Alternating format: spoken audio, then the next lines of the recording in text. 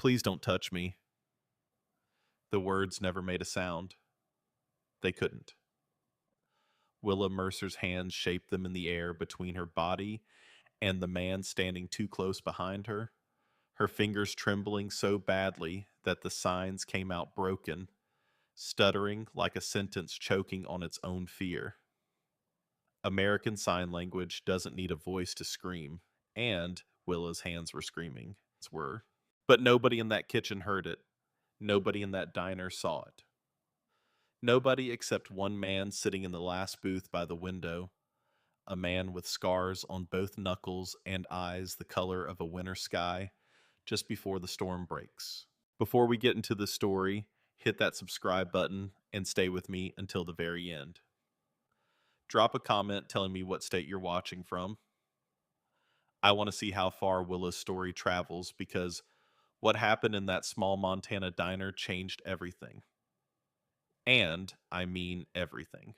Rosie's Diner sat on the edge of Black Hollow, Montana, like something time had forgotten about and never bothered to come back for.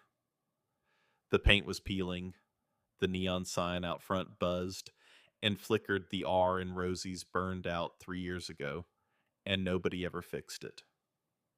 The parking lot had more cracks than asphalt, and the bell above the front door had been ringing the same tired note since 1987. But the coffee was good, the eggs were cheap, and Rosie Gallagher, all 73 years of her, still showed up every single morning at 4:30 to fire up the griddle and unlock the doors, because that's what she'd been doing for 41 years, and she wasn't about to stop now. At 5:47 on a Tuesday morning in late October, the diner smelled like bacon grease and burnt toast, and the kind of quiet desperation that seeps into the walls of places where people go when they've got nowhere better to be. Willa Mercer moved behind the counter like a ghost. That's the only word for it. She didn't walk, she drifted. Shoulders hunched, eyes down her body, pulled in tight like she was trying to take up as little space in the world as humanly possible. She was 22 years old, 5'4", reddish brown hair pulled back in a ponytail that had been done in a hurry, and a face that might have been beautiful if it wasn't so busy trying to disappear. She wore the same uniform every day. White shirt, black apron sleeves, pulled down past her wrists no matter how warm it was. Always past her wrists. She had a notepad in her apron pocket and a pen behind her ear. And she moved through the tables with the practiced efficiency of someone who had learned a long time ago. That being fast meant being invisible, and being invisible meant being safe. Willa was deaf, had been since birth. Couldn't hear the bell above the door, couldn't hear the coffee machine gurgling behind the counter, couldn't hear the old men in booth 2 arguing about the Broncos, couldn't hear any of it. Her world was silent in the way that most people can't even imagine, a silence so complete it was like living at the bottom of an ocean that nobody else even knew existed. But Willa could read lips like she was reading a book, could watch someone's mouth from across the room and know exactly what they were saying sometimes before they'd even finished saying it.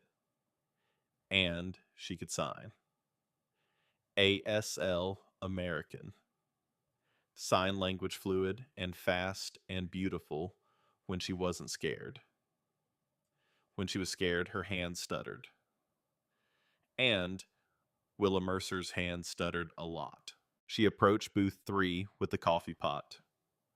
The trucker sitting there was a regular big guy. Plaid shirt, didn't talk much. She watched his lips as he looked up from his phone. "Coffee," he said. She poured. Her hand shook just enough that some splashed onto the saucer. She grabbed a napkin, immediately wiping it up her face, flushing with a shame that was way too big for a few drops of spilled coffee. "Sorry," she mouthed. The word came out as a breath, barely a whisper. Willa could speak if she had to. but her voice was something she'd learned to be embarrassed about a long time ago. It came out flat and strange, and too loud or too quiet, and Travis had told her 100 times that it made people uncomfortable, so she stopped using it. Travis had told her a lot of things. A lot of. She finished cleaning up the spill and turned back toward the kitchen, and that's when she felt it. That prickle at the back of her neck, that tightening in her chest. She didn't need to hear him to know he was watching her. She could feel his eyes on her the way you can feel a change in air pressure before a storm. Travis Keller stood behind the kitchen window, arms crossed, jaw tight. Mid-30s, broad-shouldered, the kind of guy who looked like he'd been good-looking once before. Something inside him started rotting and working its way outward. He was the head cook at Rosie's had been for 6 years. He ran that kitchen like it was his personal kingdom, and everyone in it, especially Willa, like subjects who owed him something they could never quite pay off. He caught her eye through the window and made a sharp gesture with his hand. "Come here." Willa's stomach dropped. She set the coffee pot down on the counter and walked to the kitchen window. Her steps careful, measured the walk of someone approaching a dog they weren't sure would bite. Travis leaned forward so his mouth was close to the window opening. He spoke slowly so she could read his lips, but there was nothing kind about the deliberateness. It was the way you'd talk to someone you thought was stupid. "You're moving slow today. You trying to embarrass me in front of customers?" "No." Willa signed quickly. "I'm sorry. I'll be faster." Travis's hand shot through the window and grabbed her wrist. Not hard enough to leave a mark where anyone could see. He'd learned exactly how much pressure to apply and exactly where to apply it a long time ago. His fingers found the same spot they always found the soft underside of her forearm and squeezed. Willa's breath caught. She didn't pull away. She'd learned not to pull away. "You better," Travis mouthed. Then he let go and turned back to the griddle like nothing had happened. Willa stood there for 3 full seconds. She could feel her heart beat in her wrist where his fingers had been. She tugged her sleeve down, checked to make sure the fabric covered the bruise that was already forming on top of the bruise that was already there. Then she picked up the coffee pot and went back to work. That's the thing about Willa's world. In a hearing person's reality, abuse has sound. It has the crack of a slap, the shatter of a plate, the raised voice that makes the neighbors call the police. But in Willa's world, abuse was silent. It happened in the spaces between gestures, in the tightening of a grip, in the way Travis's face changed when nobody else was looking. And because it was silent, nobody noticed. Or maybe they just didn't want to. Travis had been hitting Willa for 3 years, but that wasn't the worst part. The worst part was that he'd been lying to her for 3 years, and she had no way of knowing. See, Travis was Willa's interpreter. Not officially, not professionally. Just the guy who told her what people were saying when she couldn't read their lips, and the guy who told people what she was saying when her signs moved too fast for them to follow. He was her bridge to the hearing world. Her only bridge. And he'd burned it from both sides. When a customer complimented Willa, Travis told her they were complaining. When Willa signed something kind to a customer, Travis translated it as something cold or dismissive. When Willa's mother called the diner 3 years ago, asking to speak with her daughter, Travis told her mother that Willa didn't want to talk to her anymore. When Willa asked Travis what her mother had said, Travis told her that her mother had said she was tired of dealing with a deaf daughter and didn't want to hear from her again. Willa had cried for 3 days after that, and she never tried to contact her mother again. Travis had built a prison out of language itself. No bars, no locks, no chains. Just a man standing between a deaf woman and every other human being on the planet, controlling every single word that went in and every single word that came out. And Willa didn't know. How could she? The lie was invisible because she couldn't hear the truth. The morning moved the way mornings at Rosie's always moved. Slow and steady, the breakfast crowd trickling in between 6 and 8. The same faces in the same booths, ordering the same things they'd ordered yesterday and the day before that. Rosie herself worked the register. A small woman with silver hair and reading glasses on a chain around her neck, tough as a railroad spike, but with a soft spot for anyone who looked like they needed one. Rosie had noticed things about Willa over the past year. Small things. The way she flinched when Travis appeared behind her. The way she always wore long sleeves. The way she apologized for everything, even things that weren't her fault. Especially things that weren't her fault. But every time Rosie tried to ask Willa if she was okay, Travis was right there, hovering, translating, and Willa's answer was always the same. I'm fine. Rosie wasn't sure she believed it, but she also wasn't sure what to do about it. And in a small town like Black Hollow, not being sure usually meant doing nothing. At 9:15, the motorcycles arrived. The sound started as a low rumble somewhere in the distance, like thunder rolling down from the mountains. Not that Willa heard it. She was wiping down the counter when she felt the vibration in the floor, a deep trembling that traveled up through her feet and settled in her chest. She looked up. Through the window, she could see them coming, one bike, then two, then 5, then 10, then more than she could count. They poured into the parking lot like a river of chrome and black leather engines, roaring so loud that the coffee cups on the counter rattled in their saucers. The old couple in booth 2 clutched each other's hands. The trucker in booth 3 put down his phone and stared. Even Rosie stopped what she was doing and muttered something under her breath that Willa couldn't read from that angle, but the expression on Rosie's face said enough. Iron Saints, MC. The name was stitched across the back of every leather vest in letters that looked like they'd been forged in a furnace. Below it, a skull with iron crosses for eyes. 30 men, maybe more, and not a single one of them looked like he'd come here for the pancake special. The door swung open, and the bell rang its tired note, and Willa felt the change in the air, the way she always felt things through vibration, through the shifting of pressure, through something deeper than sound. He walked in first. Axel Grimm, Dalton didn't enter a room. He altered it. 6'3", broad across the shoulders with hands that looked like they'd been built for breaking things, and a face that looked like things had tried to break it right back. His hair was dark shot through with gray at the temples. His eyes were pale, almost silver, and they moved across the room with the slow precision of a man who had learned a long time ago that the most dangerous thing in any space is the thing you don't see coming.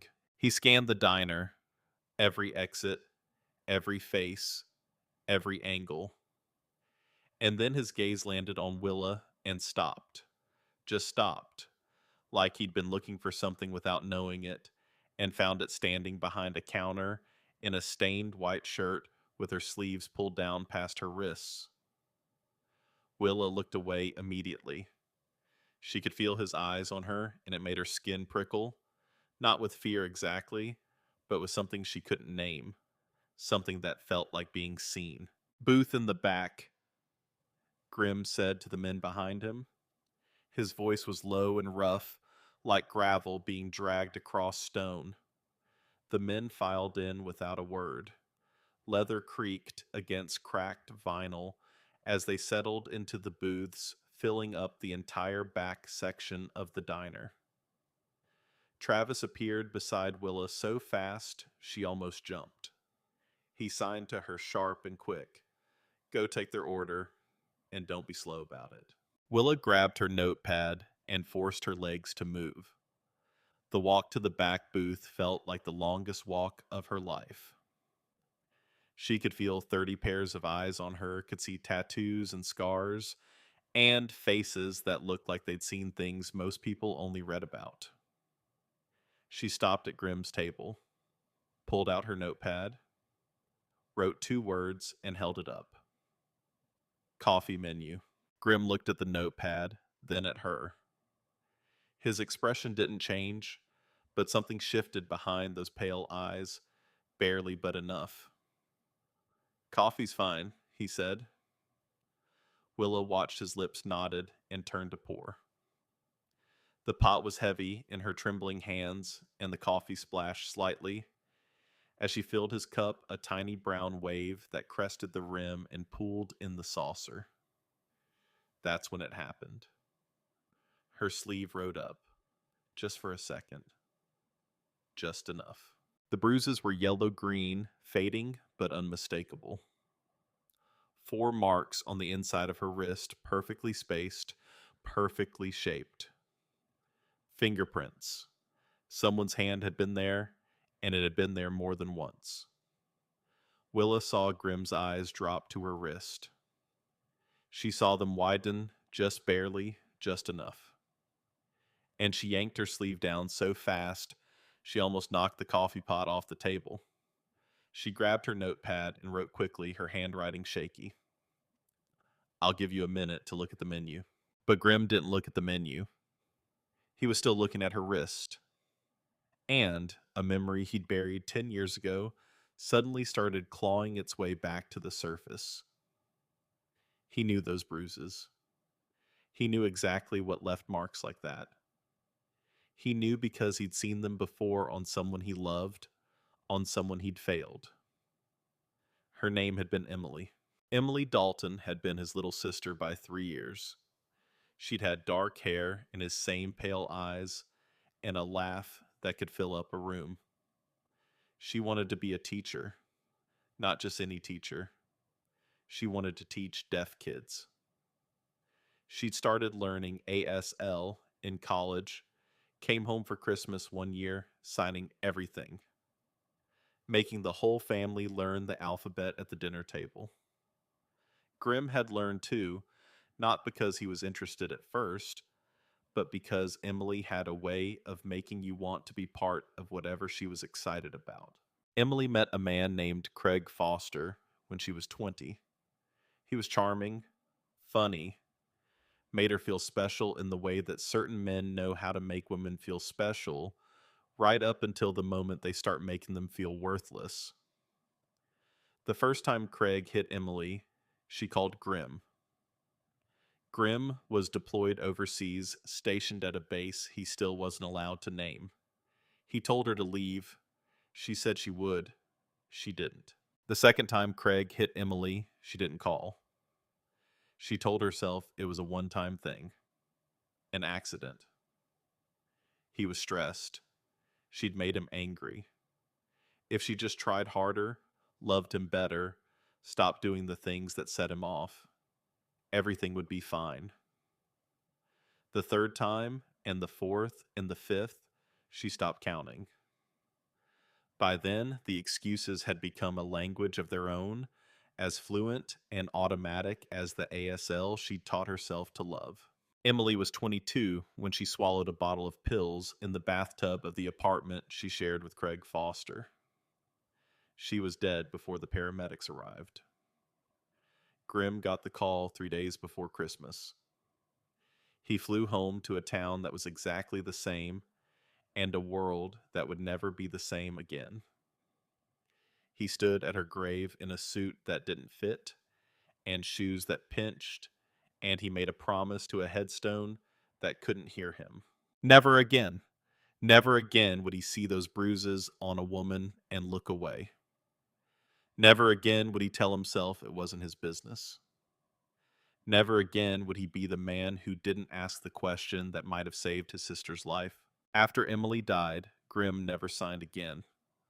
The language that had connected them became a reminder of everything he'd lost, every conversation they'd never have, every laugh he'd never see, spelled out in her quick, bright hands. ASL became a ghost language, something that haunted the spaces between his fingers. Until today. Until a girl with reddish brown hair and bruises on her wrist poured him a cup of coffee with shaking hands. The bikers ate eggs, bacon pancakes, toast enough food to feed a platoon. They were loud but not disorderly, taking up space the way men who are used to taking up space do without apology but without malice. Willa moved between the tables, refilling coffee, taking orders on her notepad, communicating in the only way she could with people who didn't know her language. And Grim watched. He watched the way she apologized every time someone so much as glanced at her. He watched the way she kept tugging her sleeves. He watched the way she looked toward the kitchen every 30 seconds, like she was checking the position of something dangerous. And then he watched the man in the kitchen. Travis Keller, mid-30s, mean eyes.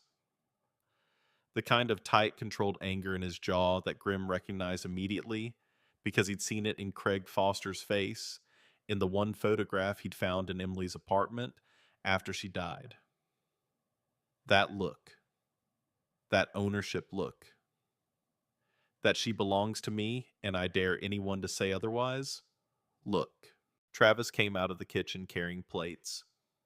He passed behind Willa and Grim, saw her body tense, every muscle going rigid like a deer that's heard a branch snap in the woods. Travis set the plates down, and then, with his back to the dining room so only Willa could see, he signed something to her. Grim's blood went cold because he could read it. 10 years of silence, and he could still read it. The signs were rusty in his mind, but legible like a language you learned as a child that never fully leaves your brain. Travis signed Table 6 says you're too slow. They want a different waitress. Grim looked at Table 6. An elderly couple eating oatmeal in comfortable silence. They hadn't said a word about Willa. They hadn't said a word about anything. The woman had smiled at Willa when she'd refilled their water glasses. Travis was lying. He was signing lies directly into Willa's hands. Willa's face crumpled, just for a flicker of hurt that she quickly buried behind that hollow mask she wore. She signed back, small and ashamed. Sorry. I'll try harder. Travis signed, You always say that.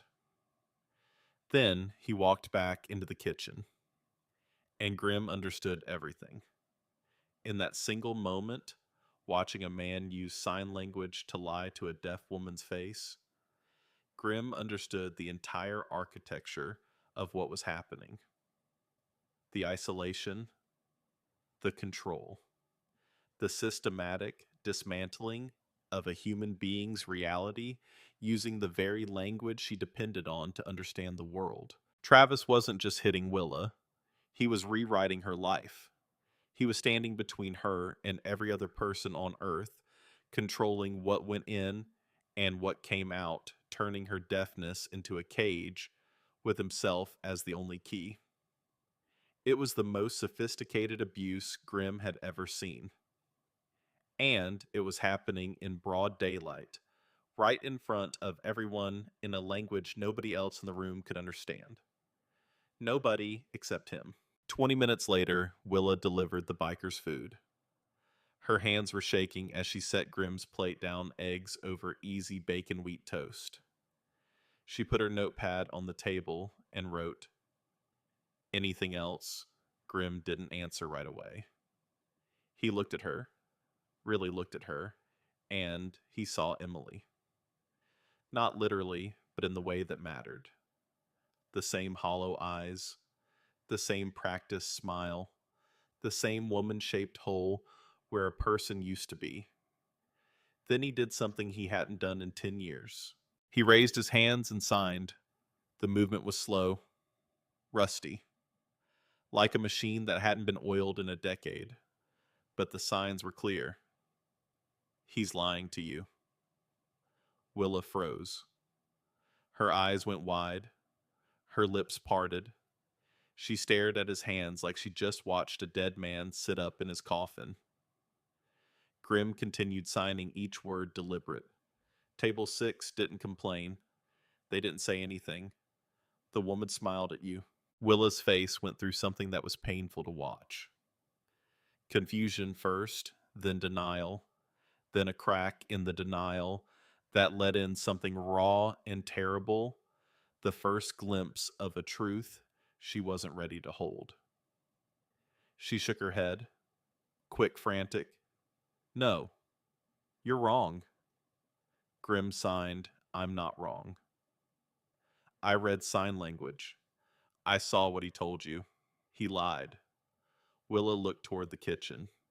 Travis was at the griddle, his back turned. She looked back at Grim. Who are you? Her hands shaped the question like it was the most important question in the world. Just someone who sees you? Grim signed. Willa's eyes filled with tears. She grabbed her notepad and fled to the counter, her whole body shaking. She pressed her back against the coffee machine and wrapped her arms around herself and tried to breathe. Grim sat very still. His hands were trembling. 10 years since he'd signed a word, and the first thing he'd said was the truth that nobody else could tell her. Across the diner, Reaper Grimm's VP, a man built like a refrigerator with a beard that reached his chest, leaned over. You good, brother? Yeah, Grimm said. He was not good.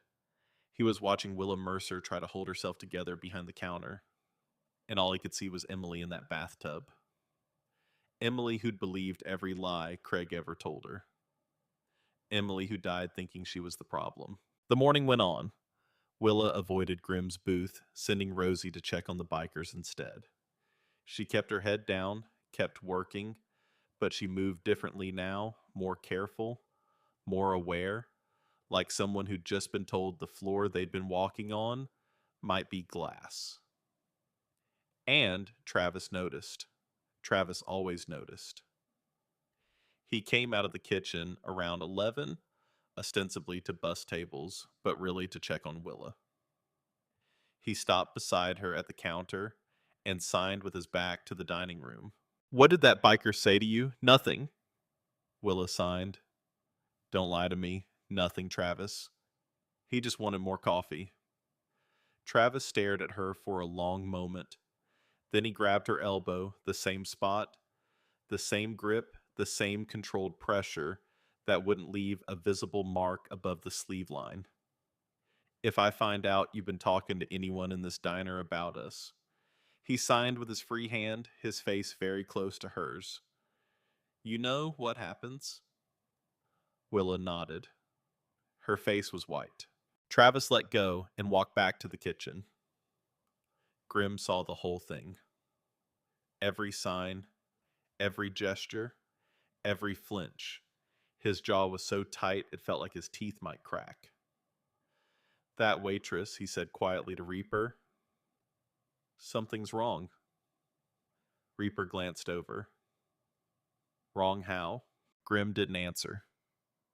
He was watching Travis through the kitchen window, watching the way the cook kept positioning himself between Willa and everyone else, watching the way he monitored her movements with the possessive attention of a man guarding something he considered his property. At noon, the diner started clearing out. The breakfast crowd was gone. The lunch rush hadn't started yet. Most of the bikers had finished eating and were heading outside to stretch their legs and check their bikes. Only Grim Reaper and 2 others remained in the back booth. Willa was clearing tables when she dropped a plate. It hit the linoleum and shattered pieces of ceramic spinning across the floor like white teeth knocked loose from a mouth. In a normal diner, someone drops a plate, you hear a crash, a few heads turn, someone laughs, someone says no big deal, life goes on. But Willa couldn't hear the crash. She only felt the plate leave her hands and then looked down to see it in pieces on the floor. And her face went through something that made Grimm's chest hurt. Pure, absolute terror. Not because of a broken plate, because of what a broken plate meant. Travis was out of the kitchen before the last piece stopped spinning. What the hell is wrong with you? He didn't sign it. He said it loud for the whole diner to hear, knowing Willa couldn't hear the words, knowing the performance was for the remaining customers. But then he grabbed her arm and pulled her close and signed with one hand the signs hidden between their bodies. You're going to pay for that tonight. Grimm stood up. The sound of his chair scraping back on the linoleum was loud enough that even Rosie turned from the register. Grimm crossed the room in 4 strides, his boots heavy, his presence filling the space like a change in gravity. He stepped between Travis and Willa, and suddenly there were 6'3" and 220 pounds of scarred leather-clad biker between the cook and the waitress. Travis looked up at Grimm. His face went through several calculations very quickly, the kind of math that bullies do when they encounter something bigger than themselves. You got a problem? Travis asked, trying to keep his voice steady. Grimm didn't answer with words. He turned to Willa, who was pressed against the counter, tears running down her face, a broken plate at her feet, and he signed. Are you okay? Willa stared at him. Her mouth trembled. Travis took a step forward. Hey, I'm talking to you. Who the hell do you think you are coming in here and... Grimm turned back to Travis. He didn't say anything. Didn't need to. He just looked at the man with those pale winter eyes, and Travis's voice dried up in his throat like a creek in August. Didn't think so, Grimm said quietly. Then he turned back to Willa. He crouched down, not to her level exactly, but lower than his full height, less threatening, and he signed slowly. I know you're scared. I know you don't know me. But I need you to hear something, and I know that's a strange thing to say to you, but I mean it.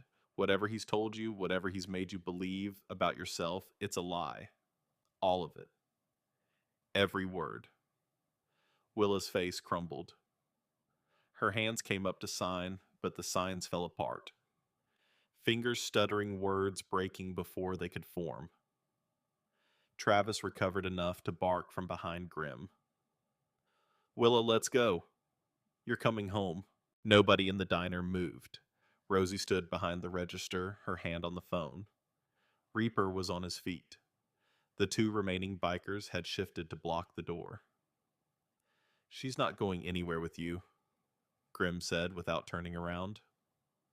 Travis's face went red. You don't know her? You don't know us. She's my girlfriend, and she'll tell you herself that she wants to come home. He looked at Willa. Tell him. Willa stood frozen, her back against the counter, trapped between 3 years of conditioning and 5 minutes of truth that had cracked the world open. Travis signed to her, his movement sharp and aggressive. Tell him you want to come home. Tell him you're fine. Do it now. Willa's hands started to move. The reflex was so deeply trained that her body started to obey before her mind could catch up. But then she looked at Grimm, and she saw something in his face that she hadn't seen in anyone's face in 3 years. He believed her. Without question, without hesitation, without needing her to prove anything or explain anything. He looked at her, and he believed that she was in pain, and he cared. Willa's hands stopped. She lowered them to her sides, and she didn't sign what Travis told her to sign. The silence that followed was enormous. Not the kind of silence Willa lived in the permanent silence of her world, but a different kind, the kind that happens when every person in a room holds their breath at the same time. Travis moved toward her. Grimm's hand shot out and caught Travis's wrist. The grip was the kind of grip that doesn't need to squeeze hard, because the intention behind it communicates everything. Grim held Travis's arm exactly the way Travis had been holding Willa's 4 fingers on the inside of the forearm, and he looked down at the cook and said one word. Don't. Travis tried to pull free. Couldn't. His face went from red to white. Grim released him. Travis stumbled back, cradling his wrist. His eyes were wild now, the eyes of a man who just realized that the thing he'd been controlling had slipped beyond his reach. This isn't over, Travis spat. Yeah, Grim said. It is. Travis looked at Willa one more time. She was crying silently, tears streaming down her face, without a sound, because in Willa's world, even grief was quiet. Travis's jaw worked, like he was chewing on something he wanted to say, something cruel and final. But then he looked at the bikers blocking the door and the old woman behind the register with her hand on the phone, and whatever he'd been about to say died in his throat. He stormed out. The door slammed so hard the bell above it rang 3 times in quick succession. And Willa collapsed. Not physically. She stayed standing. But the last thread holding her together finally snapped. A wall she'd been holding up for 3 years a dam made of every lie Travis had ever told her, and every truth she'd been too afraid to believe. She slid down the counter until she was sitting on the floor among the broken pieces of plate, her knees pulled to her chest, crying in the absolute silence of a world that had finally heard her anyway. Rosie came around the counter with a glass of water and a dish towel. She knelt beside Willa and put her arm around the girl's shoulders, and Willa flinched so hard at the touch that Rosie almost pulled away. But she didn't pull away. She held on. Grim knelt on the other side. The diner was empty now, except for his men. Reaper stood by the door. The other 2 watched through the windows, keeping eyes on the parking lot in case Travis decided to come back. Grim raised his hands and signed to Willa, slowly, carefully, each word placed like a stone in a path he was building toward her. I know you don't know me, but I need to tell you something. I had a sister. Her name was Emily. She was 3 years younger than me, and she was the best person I ever knew. Willa looked up at him through tears. Her hands were pressed flat against the floor, like she needed to feel something solid beneath her. Emily had a boyfriend, Grim continued signing. And he told her the same things your boyfriend tells you. That it was her fault. That she made him angry. That if she just tried harder, everything would be fine. He paused. Emily believed him. She believed him right up until the day she couldn't believe anything anymore because she was gone. Willa's breath caught. I was deployed when it happened, Grim signed. Overseas. I got the call 3 days before Christmas.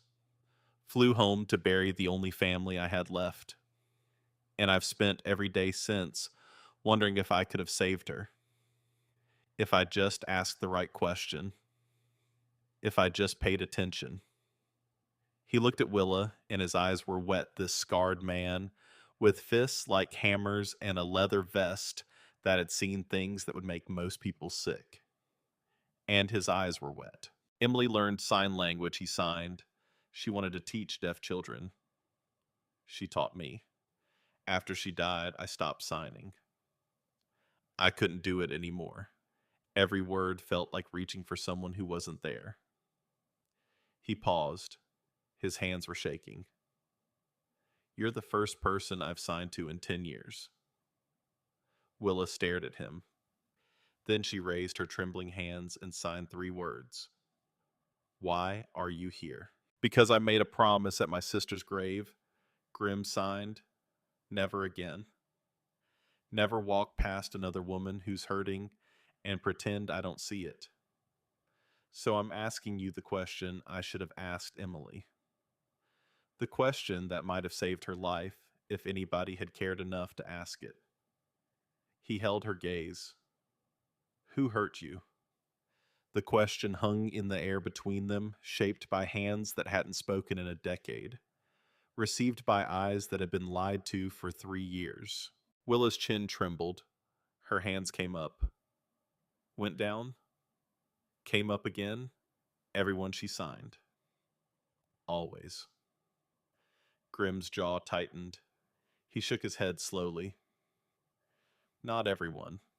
Not always. Not anymore. And for the first time in 3 years, sitting on the floor of a diner, surrounded by broken ceramic and the smell of cold coffee, and a circle of bikers who looked like they could tear the world apart, Willa Mercer felt something she thought she'd lost forever. Something so small and fragile, she was afraid to even name it because naming it might break it. Hope. It felt like the first sign of a word she'd forgotten how to spell. Rosie locked the diner doors. She pulled down the blinds and turned off the open sign and made 3 phone calls. One to her nephew, who was a lawyer, one to the women's shelter 2 towns over, and one to the police department. Officer Boone showed up 20 minutes later. Mid-40s, square jaw, the kind of cop who'd been in Black Hollow long enough to know where all the bodies were buried, figuratively speaking, and who preferred to keep things quiet.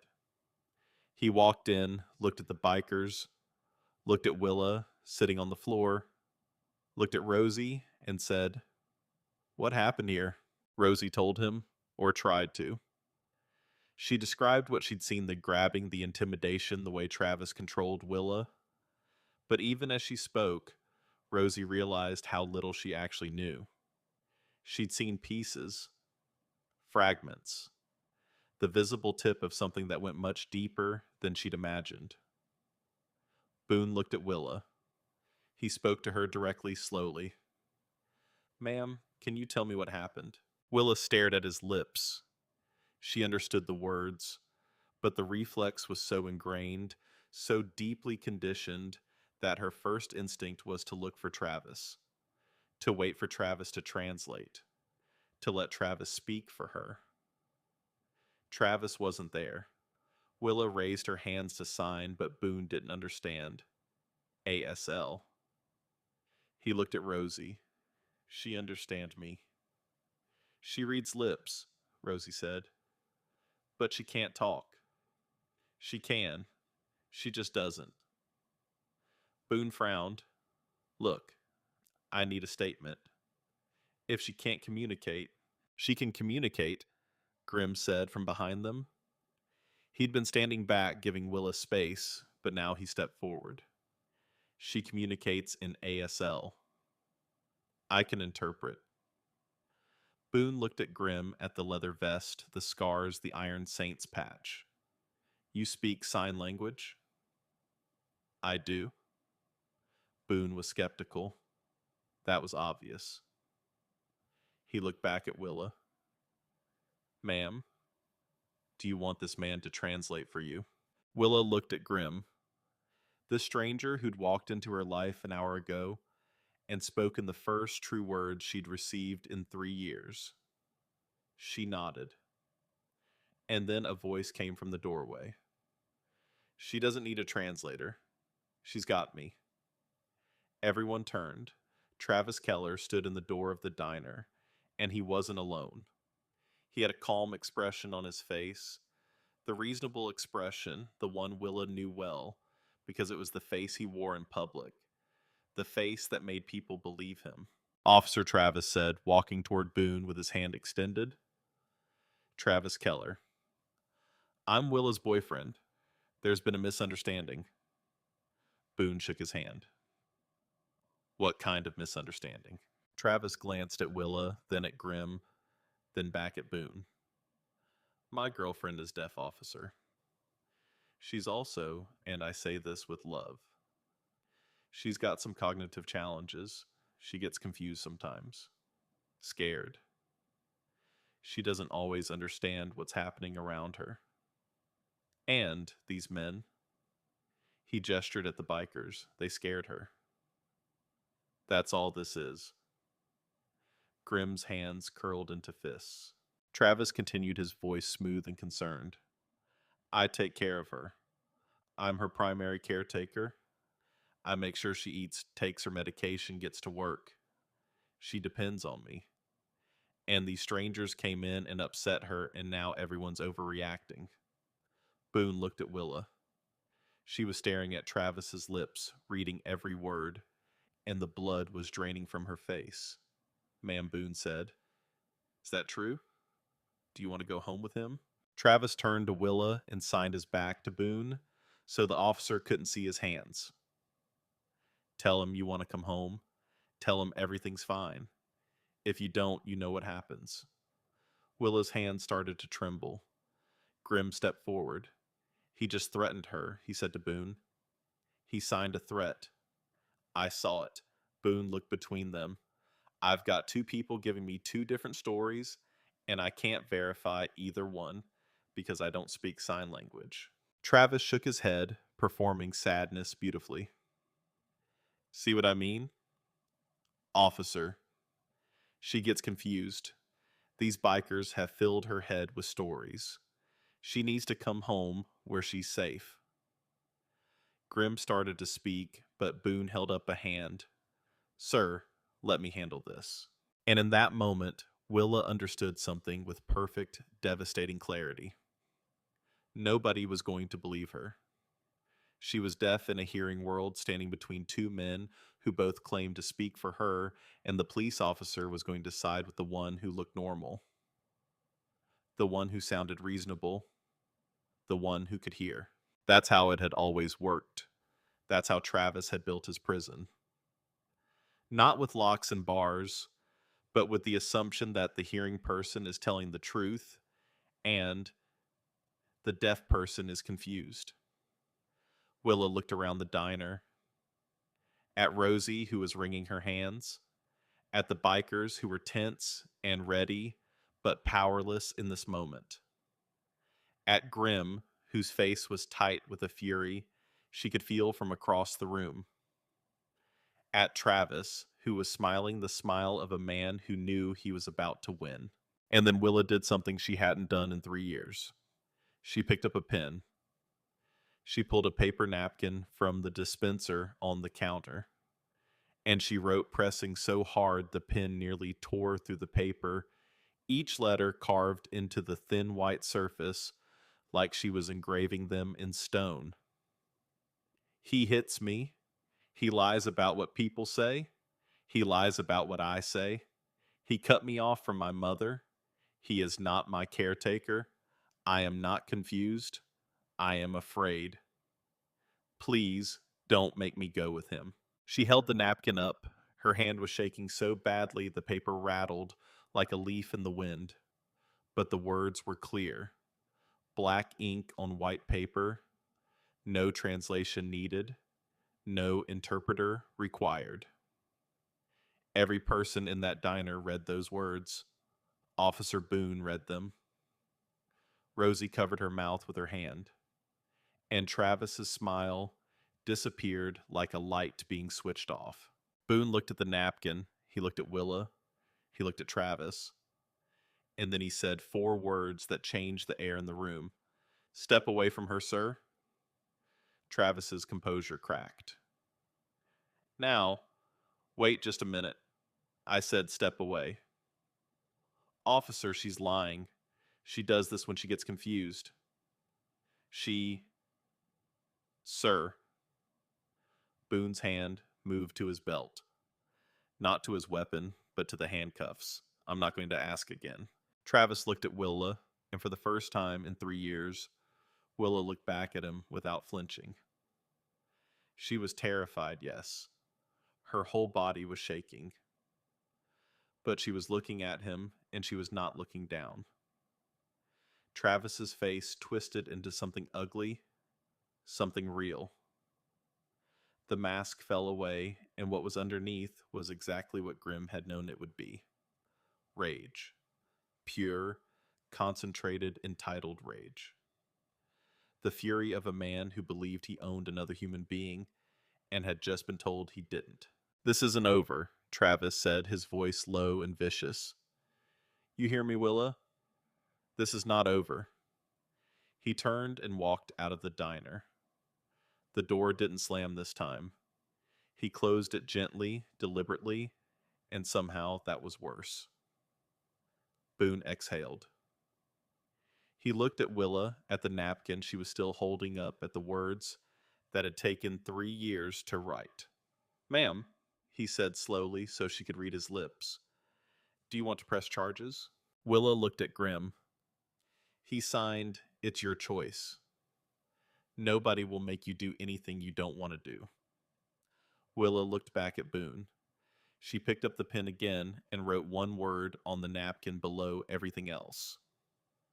Yes. Boone nodded. He pulled out his radio and called for backup. And Willa Mercer sat down on the floor of Rosie's diner for the second time that morning. But this time she wasn't collapsing. She was sitting down because her legs needed a rest after the longest, hardest, bravest thing they'd ever done, which was to stand. Grim sat down across from her. He didn't touch her, didn't crowd her, just sat there, a wall of leather and scars between her and the door, and signed one sentence. You're not alone anymore. Willa looked at his hands at the words, shaped in a language that had connected him to a dead sister, and now connected him to a living woman who needed those words more than she needed air. She signed back, her fingers still trembling, but steadier now, just slightly steadier. I know. Outside, the October wind swept through the parking lot of Rosie's Diner, rattling the sign with the burned out R. 30 motorcycles sat in a row, chrome, gleaming in the thin Montana sunlight. Somewhere in the distance, a truck engine started, and tires peeled out onto the highway heading east. Travis Keller was gone. For now. But the words Willa Mercer had written on that napkin, the words that had taken every ounce of courage in her small, silent, extraordinary body to put down on paper, those words were just the beginning. And in a diner on the edge of a town that had looked the other way, for too long, a deaf girl had finally been heard. The shelter smelled like bleach and donated laundry detergent and the particular kind of quiet that only exists in places where women go to hide from men who are supposed to love them. Willa Mercer sat on the edge of a narrow bed in a room the size of a closet, her knees pulled up to her chest, staring at the phone in her hands like it was a grenade with the pin already pulled. It was her phone, her actual phone, the one Travis had kept in a locked drawer in his nightstand for 3 years, telling her she didn't need it, telling her it would just confuse her, telling her that nobody wanted to talk to her anyway. So what was the point? Rosie had found it when she went to Willa's apartment with Officer Boone to collect her things. Found it in the drawer next to a roll of duct tape and a bottle of sleeping pills and a notebook where Travis kept a log of every person Willa had interacted with. Each day. Names, durations, what they talked about, like a warden, tracking an inmate's visitors. Rosie had cried when she found the notebook, then she got angry. Then she packed Willa's bag and brought her the phone and didn't say another word about it because some things are too ugly for words. Now, Willa held the phone and scrolled through it with numb fingers. 3 years of messages. 3 years of her life edited, deleted, rewritten by someone else's hands. Travis had changed her mother's contact name to Do Not Answer. He'd blocked her mother's number. He'd blocked her aunt, her cousin. The 2 friends from high school she'd still been in touch with. Every single person who might have noticed, who might have asked questions, who might have said something doesn't seem right about this erased from Willa's world with the tap of a finger. But that wasn't the worst of it. The worst of it was the messages Travis had sent from Willa's phone. Messages to her mother composed in Willa's name, in Willa's voice, or what Travis imagined her voice would sound like if she had one. Mom, I need space. Please stop calling. I don't want to see you anymore. It's too hard. I'm happy. Travis takes care of me. Please respect my decision. Don't contact me again. Each message was a knife, and Willa read them all one after another, sitting on that narrow bed in that bleach scented room, crying without making a sound, because in Willa's world, even heartbreak was silent. Her mother had replied to every single one, at first with confusion, then with hurt, then with a desperation that bled through the screen. Baby, what did I do wrong? Please talk to me. I love you. Whatever I did, I'm sorry. Willa, please. Just one call. Just let me know you're okay. I miss you so much. Are you sure this is what you want? The messages from her mother stopped 11 months ago. The last one read, I'll be here when you're ready. I love you always. Mom. Willa pressed the phone against her chest and curled into herself and cried the way only someone who has been completely alone can cry with their whole body like every cell is grieving. Patricia Holden had told her to wait. Get settled first. Get the restraining order filed. Take things one step at a time. Patricia was Willa's lawyer now, a tall woman in her mid-50s with silver reading glasses and the kind of voice that sounded like it had argued in front of 100 judges and won more than it lost. She specialized in domestic violence cases, and she worked with a nonprofit that didn't charge up front, which was good because Willa had exactly $37 to her name. But Willa couldn't wait. Not for this. She opened the video call app with shaking fingers. She typed in the number she knew by heart, the number she'd memorized when she was 6 years old, the number her mother had taught her by writing it on the back of her hand every morning before school, just in case. Just in case you ever need me, baby. The phone rang. Willa watched the screen, her heart hammering so hard she could feel it in her teeth. It rang 3 times. 4. 5. And then the screen changed and a face appeared, and Willa's entire world broke open and rebuilt itself in the space of a single second. Her mother was older, grayer. There were lines around her eyes that hadn't been there 3 years ago, and those eyes were red-rimmed like they'd been red-rimmed for a long time, like crying had become a habit that she'd given up trying to break. Willa's mother stared at the screen. Her mouth opened. She said something, a word, probably Willa's name, but Willa couldn't hear it, and the camera was too close and shaking too much to read lips. Then her mother pulled back, and Willa could see her face fully. And her mother was crying and signing at the same time, her ASL rusty but legible, the way a language you learned for love never fully leaves your hands. Baby. Oh, my baby. Is it really you? Willa signed back. Mom, I'm here. I'm sorry. He lied to me. He told me you didn't want me. He sent those messages. It wasn't me. None of it was me. Her mother's face went through something that no human face should ever have to go through. 3 years of grief and confusion and self-blame collapsing in real time, replaced by a rage so pure and incandescent that it burned through the screen. I knew it. Her mother signed her movement sharp with fury. I knew something was wrong. I drove to Black Hollow twice. He answered the door both times. Told me you were asleep. Told me you didn't want to see me. I believed him. God help me, I believed him. It's not your fault, Willa signed. I should have fought harder. I should have broken down, That door, I should have. Mom. Willa's hand steadied. It's not your fault. He used my ears against me. He used them against both of us. They cried together for 20 minutes. Two women on opposite sides of a phone screen, speaking in a language made of hands and hearts, a language that Travis Keller had tried to weaponize and failed. Because you can twist the words, but you can't twist the love behind them.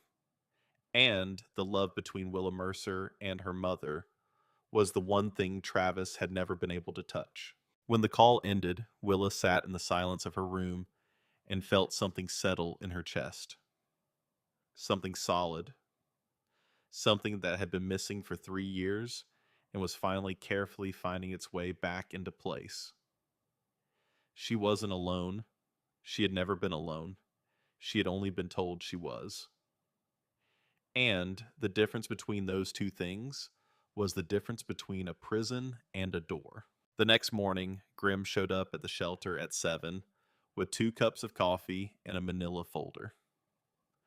3 bikers were parked outside, had been since midnight engines off, just sitting there like leather-clad gargoyles, keeping watch over the building. Willa came down to the common room. She looked exhausted, dark circles under her eyes, but there was something different about the way she held herself. Straighter. Like someone had removed a weight from her shoulders that she'd been carrying so long she'd forgotten it was there. Grim set the folder on the table and signed, "How did you sleep?" "I didn't," Willa signed back, "but I talked to my mother." Grim's expression didn't change, but his eyes softened. "Good." She didn't know Willa signed about any of it. He told her I didn't want to see her. Sent messages from my phone. She thought I hated her. Grim was quiet for a moment. Then he signed, "That's how they operate. They don't just hurt you. They destroy every bridge between you and the people who might help you, so that when you're drowning, you think there's nobody left to call." Willa stared at him. That's exactly what it felt like. Drowning. Grim slid the folder across the table. Information for Patricia Holden. Restraining order paperwork. Emergency housing applications. A list of ASL certified counselors within 100 miles, which wasn't many, but it was more than 0. Willa opened the folder and looked through it with the careful attention of someone who had been making decisions for herself for exactly 1 day and was still getting used to the weight of it. The restraining order she signed. Will it stop him? Grim was honest. It's a legal tool. It gives the police grounds to arrest him if he comes near you. But a piece of paper won't stop a man who's determined. Willa nodded slowly. She'd expected that answer. 3 years with Travis had taught her that the distance between the law and safety was often measured in bruises. Then, what will stop him? Grim looked at her steadily. "We will." Patricia Holden arrived at the shelter at 10 carrying a briefcase and the particular energy of a woman who had been fighting losing battles against the system for 30 years and had never once considered stopping. She sat with Willa for 3 hours, communicating through a combination of written notes, Grim's interpretation, and a video relay interpreter that Patricia kept on her laptop for deaf clients. The restraining order was filed by noon. The hearing was set for the following Tuesday. Meanwhile, Travis was not sitting still. At 4 in the afternoon, Rosie called Grim. Her voice was tight in a way that made the hairs on his neck stand up. "He came by the diner," Rosie said. "What happened?" "He didn't come in. Just parked across the street and sat there for 2 hours. Staring. Then he left." Grim's jaw tightened. "Did you call Boone? Boone came by. Said there's no law against parking on a public street. That's how it always went. The law was reactive, not protective. It waited for something bad to happen before it did anything, and by then it was usually too late. Grim made a call. Within an hour, 8 more bikers rolled into Black Hollow. By nightfall, there were Iron Saints stationed outside the shelter, outside Rosie's diner, and outside the police station, not because they expected trouble there, but because they wanted Boone to see them to understand that this wasn't going away. The town started talking. In the grocery store, at the gas station, in the parking lot after church. Who were these bikers? What were they doing here? Was it drugs? Was it a gang thing? People in Black Hollow weren't used to outsiders, especially not outsiders who looked like they'd been forged in a fire and quenched in motor oil. But they were about to get used to them. 2 days after the restraining order was filed, something happened at the shelter that nobody expected. Willa was eating breakfast in the common room alone, the way she always ate because silence made solitude feel natural, even when it wasn't when a biker walked in carrying a box of donuts. He was younger than the others, late 20s maybe, lean but strong with dark hair and a jaw that looked like it had been hit more than once and had never bothered to complain about it. His name was Trey Dixon, and he had a patch on his vest that said Prospect, which meant he was new to the club, still earning his place. Trey set the donuts on the table. Then he looked at Willa and did something that made her drop her fork. He signed, not perfectly, not fluently, but clearly enough that the words landed. Morning. Brought food. You okay? Willa stared at him. Her hands came up slowly. You sign? Trey nodded and signed back. My mom is deaf. Grew up signing. Willa's eyes went wide. She looked at him with an expression that Grim, watching from the doorway, recognized immediately. It was the face of someone who had been speaking a language alone for so long that hearing someone else speak it felt like a miracle. Over the next hour, Willa and Trey had a real conversation, the kind Travis had made sure she never had. He told her about his mother, a woman named Ruth, who'd been deaf since birth and had raised Trey alone in a small town in Idaho. He told her about growing up bilingual, speaking English with his mouth and ASL with his hands, about how kids at school had made fun of the way his mother talked, and how Trey had gotten into his first fight at 9 years old because a boy in his class had called his mom stupid. She's the smartest person I know, Trey signed.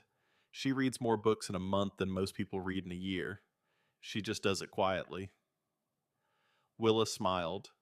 It was small and tentative and gone almost before it appeared like a bird landing on a branch and immediately taking off again. But Grim saw it, and something in his chest loosened just a fraction. That afternoon, Willa did something that surprised everyone. She asked the bikers at the shelter if they wanted to learn ASL. It started as a practical thing. She needed to communicate with the people protecting her, and she was tired of writing everything on notepads and napkins. But it became something else entirely. Picture it: 20 bikers, men with arms thicker than Willa's waist, covered in tattoos of skulls and flames, and things that would make a Sunday school teacher faint. Men who had been in bar fights and jail cells and hospital rooms. Men who communicated primarily through grunts and nods and the occasional well-placed profanity. And there was Willa, 5'4", 120 pounds, standing in front of them, like a teacher at the world's most terrifying school, patiently showing them how to shape their massive, scarred hands into the signs for basic phrases. You safe, 2 signs. Flat hand near the face, then crossed, fists pulled apart. You safe. We here. Point to chest, point to ground. We here. We The bikers practiced with the awkward concentration of men trying to thread a needle with fingers made for swinging hammers. Reaper kept mixing up help and thank you. A biker named Tiny, who was 6'5" and roughly the size of a small building, managed to sign you safe with such delicate precision that it looked like a butterfly landing on a windowsill. Willa corrected their hand positions with a patience that was almost maternal, touching their fingers to adjust the angle, showing them again when they got it wrong, nodding when they got it right. And the energy in the room changed. These men were learning her language, not the other way around. The hearing world was coming to her. Trey sat in the back of the room watching her teach, and the look on his face was something Grim filed away and did not comment on because some things a man needs to figure out on his own.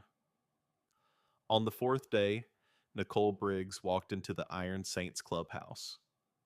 She was 28 years old, brunette, pretty in the way that women who have been through something terrible are sometimes pretty, with a hardness around the eyes that makes their beauty look like armor rather than ornament. She walked past four bikers who tried to stop her, past Diane Steele, who tried to offer her coffee, past everyone, straight to the main room where Grim was sitting with Reaper, going over a map of Travis's known locations. "I need to talk to you," Nicole said. "About Travis Keller." Grim looked up. "Who are you?" Nicole's jaw tightened. "I'm his ex-wife." The room went very quiet. Nicole sat down and talked for an hour. Her hands didn't shake. Her voice didn't crack. She told her story the way someone tells a story they've rehearsed 1,000 times, flat and factual, and drained of everything except the truth. She'd married Travis when she was 21, young and stupid, her words. He'd been charming at first, attentive, made her feel like the center of the universe. Then the center started getting smaller. He checked her phone, monitored her friendships, told her that her sister was a bad influence and her mother was toxic and her coworkers were jealous. "Sound familiar?" Nicole said, and the bitterness in her voice could have stripped paint. Then the hitting started. Open hand at first, always where the clothes covered. Then close fist. Then whatever was nearby, a book, a remote, a coffee mug that shattered against the wall next to her head. Nicole got out after 2 years. She was lucky, she said, and she used that word with a kind of dark irony that made Grim's stomach turn. She was lucky because she could hear. She could hear when he was coming up behind her. She could hear when his voice changed from charming to dangerous. She could call for help, and someone might actually hear her. "But Willa can't hear any of that," Nicole said. She looked at Grim with eyes that were burning. "That's why he picked her. Don't you see? He picks women he can control. With me, it was money. He took my paychecks, gave me an allowance, made sure I couldn't save enough to leave. With Willa, it's her ears. He turned her deafness into a leash." She reached into her bag and pulled out a folder. Photographs of bruises, old and faded now. Screenshots of text messages. And a recording and audio file on her phone of Travis drunk and raging. His voice slurred and vicious, admitting to things that would make a jury's blood run cold. "I kept everything," Nicole said. "For 3 years, I kept everything because I knew he wouldn't stop with me. Men like Travis don't stop. They just find someone new to break." She looked at Grim. "I want to help, whatever it takes. I want to make sure he doesn't do to another woman what he did to me, what he's doing to Willa." Grim studied her for a long moment. Then he called Patricia Holden. The court hearing for the restraining order was set for Tuesday. On Sunday night, Travis made his first real move. Willa was at the shelter, lying in bed, staring at the ceiling, when her phone buzzed. Unknown number. She almost didn't look, but something made her pick it up. The text message read, "You think you're safe? Those bikers can't watch you forever. Drop the restraining order. Come home. We'll forget this ever happened." Willa's hands went cold. She stared at the screen, reading the words over and over, each repetition driving them deeper into the fear center of her brain. Another message. "I love you. You know that. Everything I do is because I love you." And another. "Without me, you're nothing. You can't survive alone. You're deaf, Willa. The world doesn't care about people like you. I'm the only one who does." And another. "If you go through with this, I'll tell everyone the truth. That you're mentally disabled. That you attacked me. That those bikers kidnapped you. Who do you think they'll believe, me or the deaf girl who can't even speak?" Willa showed the messages to Grim the next morning. He read them in silence, his face getting harder with each one, his jaw working like he was chewing on something made of iron. He signed to Willa screenshot everything. "Save it. Give it to Patricia. This is evidence." Willa nodded, but her hands were shaking again, the steadiness she'd been building over the past few days, crumbling like wet sand. "What if he's right?" she signed. "What if nobody believes me? What if they look at me and just see the deaf girl who can't even talk?" Grim leaned forward. He signed slowly, every word deliberate. Emily believed that too. Her boyfriend told her nobody would believe her, that she was crazy, that she was the problem, and she believed him right up until the end. His hands paused. "You are not Emily. You have something she didn't have. You have proof. You have witnesses. You have a lawyer. And you have an entire motorcycle club that will ride through hell and back for you." He held her gaze. "They will believe you. I'll make sure of it." Tuesday morning came cold and gray. The kind of Montana morning where the sky looks like it's been pressed flat against the mountains like a gray wool blanket too heavy for the peaks to hold up. Willa put on the only dress she owned that wasn't stained with coffee or cooking grease. It was blue simple, and it didn't quite fit because she'd lost weight over the past 3 years. The kind of weight loss that comes from living in a constant state of fear, where your stomach is always too knotted to eat. She looked at herself in the shelter bathroom mirror and barely recognized what she saw. The woman looking back was thin and pale and tired, but there was something in her eyes that hadn't been there a week ago. Something that looked less like hope and more like resolve. When she walked outside, she stopped. 50 motorcycles lined the street. 50 bikers stood in formation, leather vests, gleaming in the weak morning light. And at the front, holding a helmet, was Grim. Beside him stood Trey, who signed to Willa across the distance. "Ready." Willa's eyes filled. She nodded. They rode to the courthouse in a convoy that stretched 2 blocks, engines rumbling like a promise. And when Willa walked up those steps, she was flanked by men who had decided that protecting a deaf waitress from a small town in Montana mattered more than anything else they had to do that day. Travis was already inside, sitting with his lawyer wearing a suit that didn't quite fit his shoulders, looking like a man playing dress up as a respectable citizen. He saw the bikers file in, and his confident expression flickered just for a second, like a candle in a draft. The hearing lasted an hour. Travis's lawyer argued that Willa was exaggerating, that she was confused, that her disability made her an unreliable witness. The word disability was used 7 times. Each time Willa read it on the lawyer's lips, and each time she felt something inside her get harder, denser, like coal being compressed into diamond.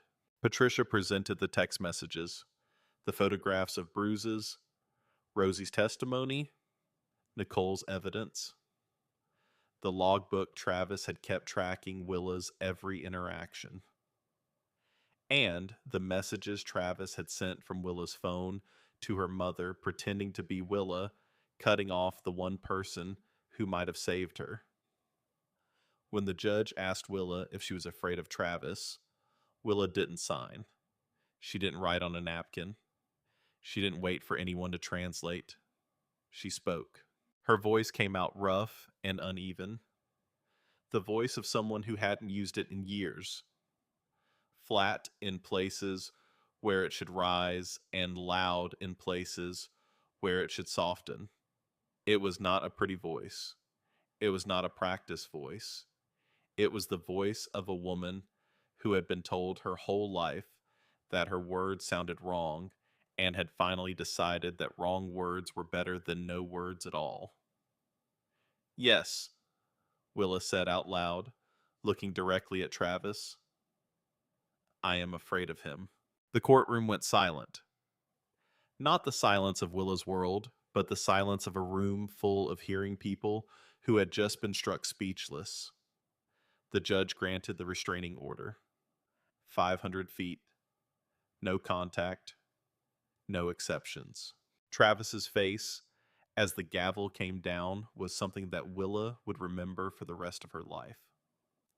Not because it scared her, though it did, but because for the first time she saw him clearly, without the distortion of his lies, without the filter of his translations, without the prison of language he'd built around her. She saw a small, furious man who had just lost the only power he'd ever had. And he looked pathetic. Outside the courthouse, the bikers erupted. Strangers honked their horns. Patricia squeezed Willa's hand and signed with the careful letters of someone who had been practicing, "You did it." But Grimm saw the look on Travis's face as he walked out. And Grimm knew the way you know.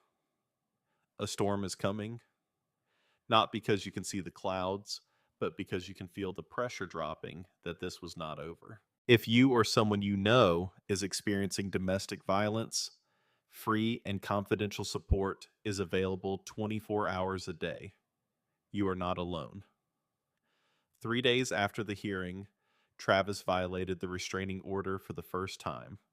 He drove past the shelter at 2 in the morning, then again at 4, then again at 6.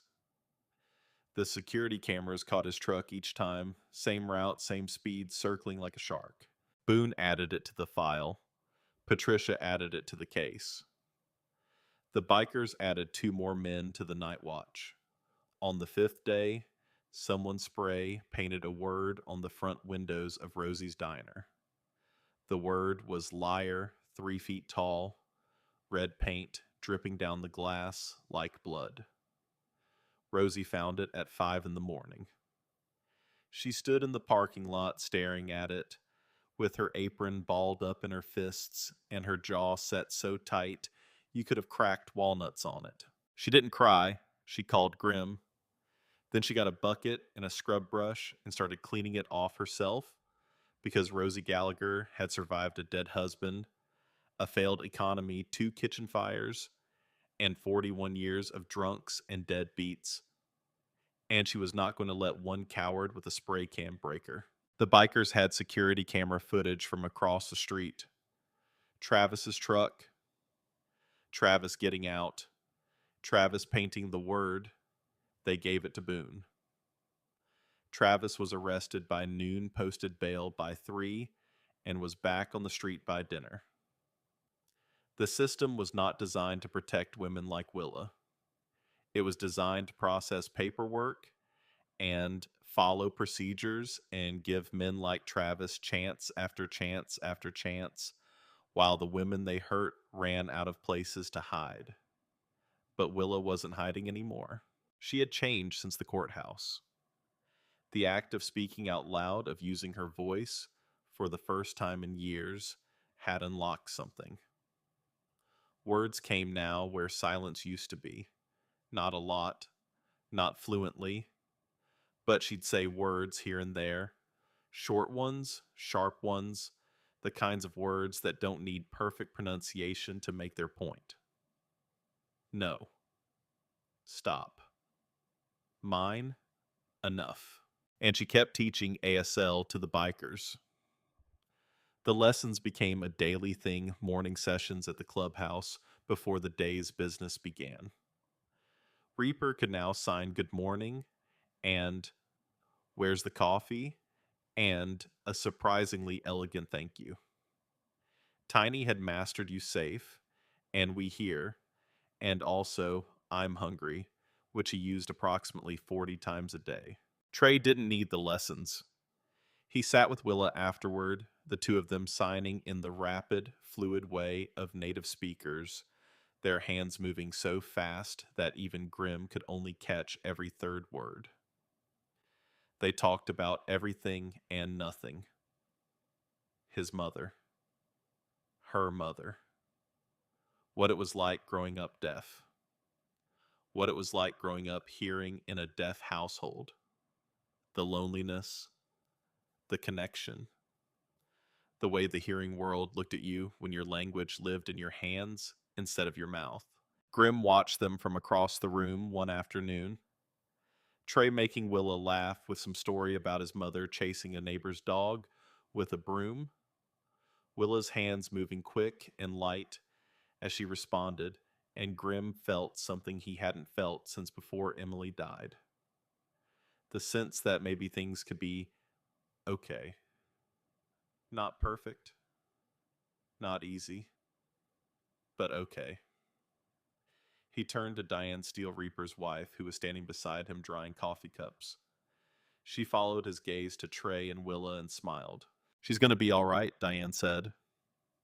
Grim nodded, but the knot in his stomach didn't loosen, because Travis was out there, and Travis was escalating, and men who are escalating don't stop until someone makes them stop, or until they've destroyed everything in their reach.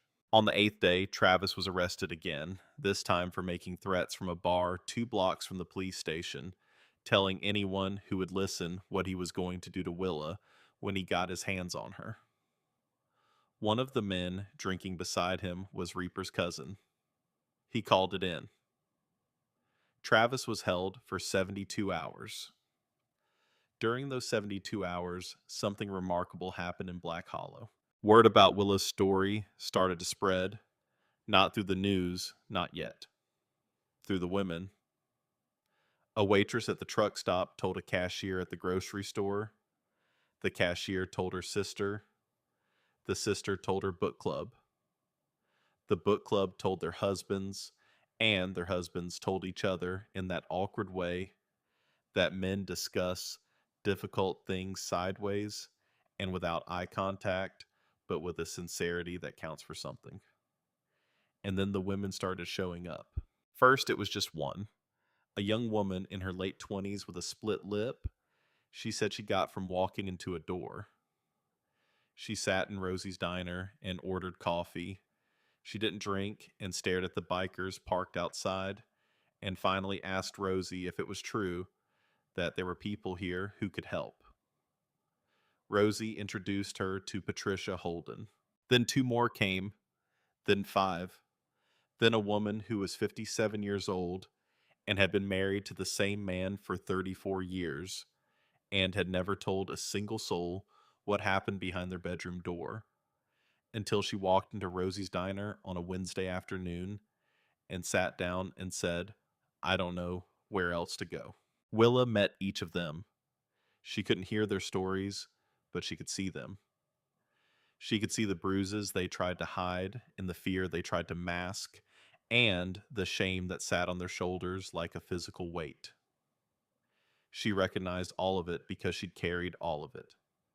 And she signed to each of them the same thing. You're not alone. You were never alone. You were just told you were. Then, Nicole Briggs walked back into the picture with something that changed everything. She'd been working with Patricia for days, compiling evidence, organizing documents, building a case that went beyond a restraining order. And she'd found something. Travis had done this before Willa, before Nicole. There was a woman in Oregon, another in Wyoming, a pattern that stretched back a decade. Different towns, different women, same playbook. Charm, isolate, control, destroy, move on. The woman in Oregon had filed charges. They were dropped when she refused to testify. The woman in Wyoming had disappeared entirely, moved to another state, changed her name, vanished into the kind of anonymity that only comes from absolute terror.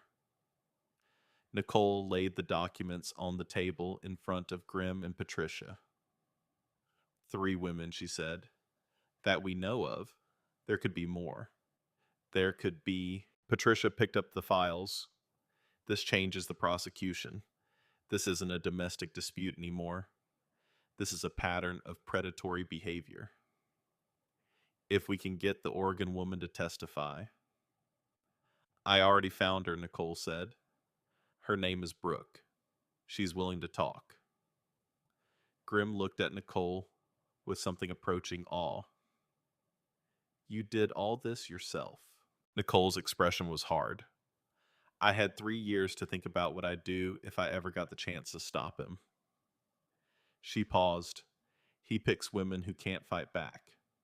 Women who are alone. Women the system has already failed. And then he makes sure they stay alone so nobody ever finds out. Her jaw tightened. Well, somebody found out. On the 10th day, Travis got out on bail. And this time, he didn't circle the shelter. He didn't spray paint the diner. He didn't sit in a bar running his mouth. He went to Rosie's house, not to the diner, to Rosie's home, a small farmhouse 3 miles outside of town where Rosie had lived alone since her husband died in 2014. He showed up at 9 at night, knocked on her door politely, and when she opened it, he smiled. Evening, Rosie. Rosie's blood went cold. I just want to talk, Travis said. About Willa, about all this misunderstanding. You need to leave, Rosie said. Her hand was already reaching for the phone in her apron pocket. I will, Travis said pleasantly. I just want you to give Willa a message for me. Rosie didn't answer.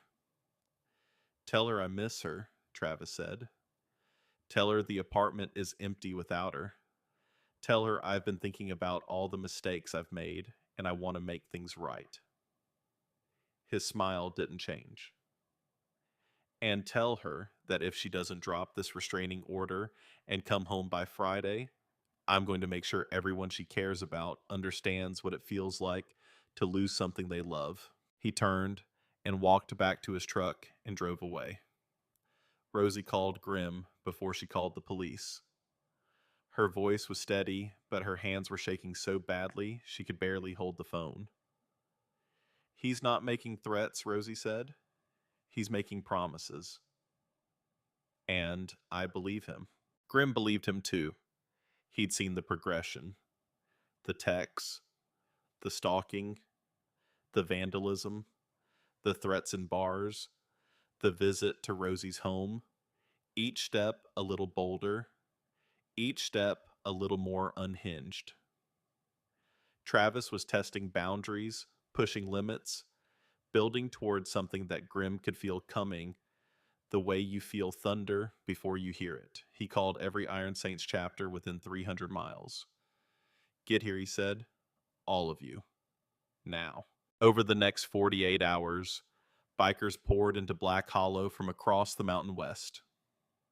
Montana chapters, Idaho chapters, Wyoming, and Colorado. Even a group from Oregon who had heard the story and rode 12 hours straight to be there. By Thursday night, there were over 100 motorcycles in Black Hollow. The town looked like it was under occupation, and in a way, it was. But this was an occupation of protection, not aggression. Bikers stood guard outside Rosie's house, outside the shelter, outside the diner, outside the courthouse. Everywhere Travis might go looking for revenge. The town didn't know what to make of it at first. But then people started bringing coffee to the bikers standing watch. An old man who ran the hardware store brought blankets when the night temperature dropped. A woman from the church brought sandwiches. A teenager asked Reaper for a photo and posted it online with the caption, "These men are here because one woman was brave enough to say she needed help." But Travis saw it differently. Travis saw an army between him and what he believed was rightfully his. And on Friday morning, when Willa did not come home, when the restraining order was not dropped, when his deadline passed without a whisper of compliance, Travis made the decision that men like Travis always eventually make. He decided that if he couldn't have her, he would burn everything around her until there was nothing left. Friday night, 11:30. Rosie was closing the diner alone because she'd sent her 2 evening cooks home early, and the biker, who was supposed to be stationed at the back door, had stepped away to use the restroom. The window shattered inward. Glass exploded across the counter, across the booths, across the floor that Rosie had mopped not 10 minutes ago. A figure climbed through the broken window, and Rosie turned from behind the register and found herself face to face with Travis Keller. He had a crowbar in one hand and a roll of duct tape in the other, and a look in his eyes that Rosie had seen once before on the face of a dog that had gone rabid in her neighbor's yard when she was 12. That look, that nothing left to lose look. "Where is she?" Travis said. "You need to leave," Rosie said. Her voice didn't shake. 73 years old, 5'2", standing alone in a diner full of broken glass, with a madman between her and the door, and her voice did not shake. Travis swung the crowbar. It hit the coffee machine and sent it crashing off the counter, shattering against the wall. Rosie flinched, but held her ground. "I asked you a question," Travis said. "I don't know where she is. And even if I did, I'd die before I told you." Travis stared at her. Then he smiled. "That's sweet, Rosie. Real sweet." He held up the duct tape. "Here's what's going to happen. You're going to come with me, and then we're going to call Willa, and she's going to come get you." Because that's what people like her do. They come for the people they love. Rosie looked at Travis Keller, this man who had been eating in her diner for 6 years, who she'd served coffee to 1,000 times, who she thought was just another quiet cook with a temper, and a girlfriend who bruised easily, and she saw him clearly for the first time. She saw a monster. The biker came back from the restroom and found the broken window and Rosie gone. He called Grim in 30 seconds flat. Within minutes, the clubhouse was a war room. Grim stood at the center phone in hand, his face carved from stone. "He's got Rosie," Grim said to the room. "Nobody knows where." 20 minutes later, Willa's phone buzzed. A video message from an unknown number. She opened it, and her blood turned to ice. Rosie tied to a chair, duct tape over her mouth. Behind her, a cabin wall, wood panels, a window showing trees and darkness. Travis's voice off camera saying, "You've got until 6 a.m. Come alone. No bikers, no cops. Or the old lady doesn't see morning." But that's not what made Willa's heart stop. Rosie's eyes were locked on the camera, and her lips were moving behind the duct tape, pressing against the adhesive, forming words that the tape muffled into silence. Anyone else would have seen an old woman struggling. Anyone else would have seen panic. Willa saw language. She watched the video 7 times, 8, 9. She zoomed in on Rosie's mouth, on the shapes her lips made, beneath the tape on the words that Rosie was trying desperately to form, knowing that Willa was the only person on Earth who would think to look for them. Copper, Falls, Old, Cabin. Rosie was telling her where she was. Rosie was using the one skill that connected them, the skill that Travis had tried to use as a weapon, but that was now being used against him to send a message that only a lip reader could decode. Willa turned to Grim, her hands moving fast. I know where she is. Copper Falls, the old hunting cabin. Rosie told me. How? Grim asked. Willa's hands shaped the answer with a fierce precision that made every biker in the room lean forward. She spoke to me. Through the tape, she moved her lips, and I read them. Because that's what I do. I read what the rest of the world can't hear. The room was silent for 3 full seconds. Then Grim grabbed his keys. Reaper. Get everyone. We ride now. Willa stepped forward. I'm coming. Absolutely not. I know that cabin. I know the back roads. Travis took me there once. There's a logging trail that cuts the drive in half. It's too dangerous. Rosie is there because of me, Willa signed, and her hands were not shaking anymore. They were steady and strong and certain. You saved me. Now let me save her. Now, Grim looked at her. This woman who a week ago couldn't make eye contact without flinching, who apologized for existing, who lived in a prison built of stolen words and twisted signs. This woman who had spoken out loud in a courtroom, who had taught 20 bikers to say you safe in her language, who had just read the lips of a gagged woman through a grainy video on a phone screen and decoded a location that nobody else in the world could have found. He looked at her and he didn't see a victim. He saw his sister the way Emily should have been. Fierce. Unbroken. Ready. Let's ride, Grim said. 50 engines roared to life in the October darkness. And Willa Mercer climbed onto the back of Trey Dixon's motorcycle, wrapped her arms around his waist, and rode into the night toward the woman who had fed her and sheltered her and mouthed words through duct tape because she believed in a deaf girl's eyes more than she feared a madman's hands. The mountains swallowed them whole. And somewhere ahead, in a cabin in the woods, Rosie Gallagher sat tied to a chair and prayed that the girl who couldn't hear was listening. The logging trail was barely a trail at all, more like a scar in the earth. 2 ruts carved by trucks that hadn't driven this way in years, overgrown with scrub brush and loose rock, and the kind of darkness that swallows headlights whole. The bikes bounced and slid on the uneven ground, engines growling, low riders, leaning hard into turns they couldn't see coming.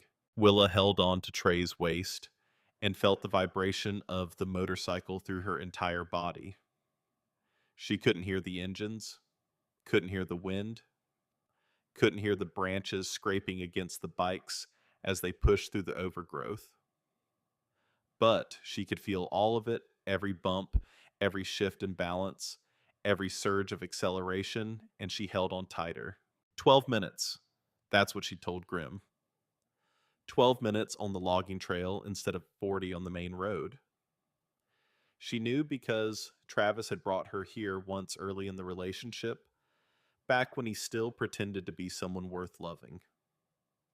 They'd driven out to the cabin on a summer afternoon, and he'd been charming and funny, and she thought this is what happiness feels like.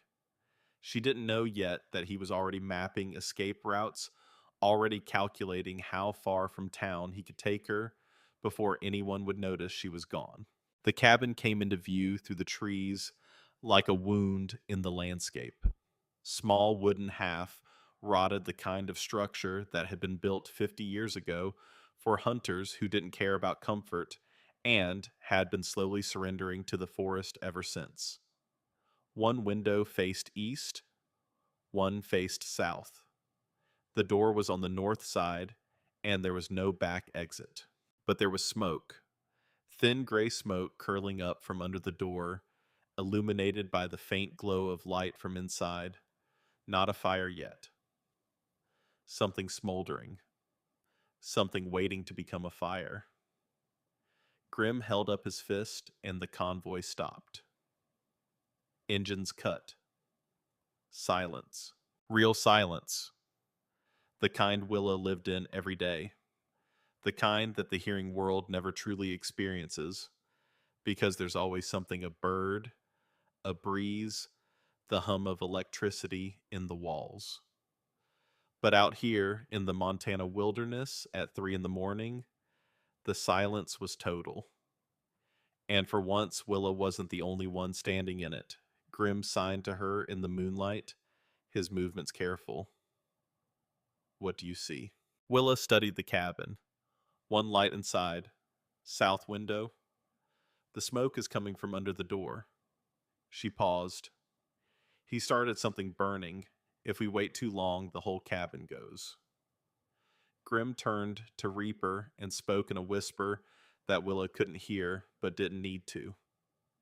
She watched Reaper nod, watched 4 bikers peel off to circle around to the far side, watched 2 more move toward the tree line on the left. They were surrounding the cabin, cutting off escape routes, boxing Travis in. Trey touched Willa's arm. She turned. He signed, "Stay behind me, no matter what." Willa nodded, but her eyes were on the cabin. Rosie was in there. Rosie, who had given her a job when nobody else would hire the deaf girl. Rosie, who had found her phone in Travis's drawer. Rosie, who had mouthed words through duct tape because she trusted Willa's eyes more than she feared the darkness. Grim moved first.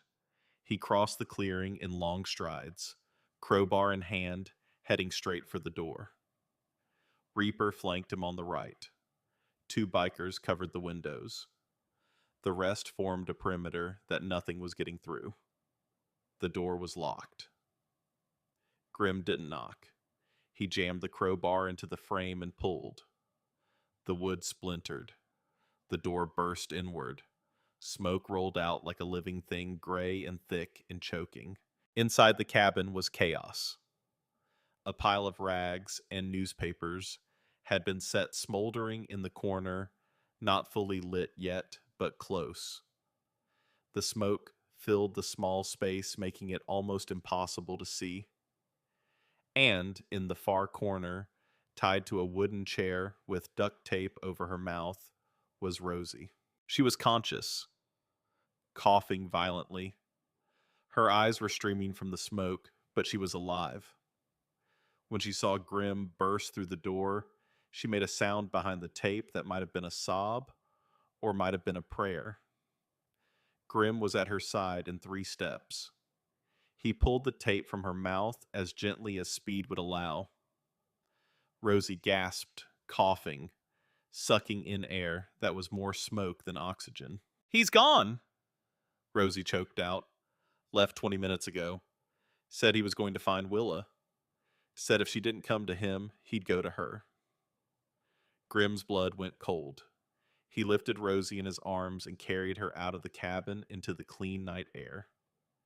Paramedics would be called. She would be taken care of.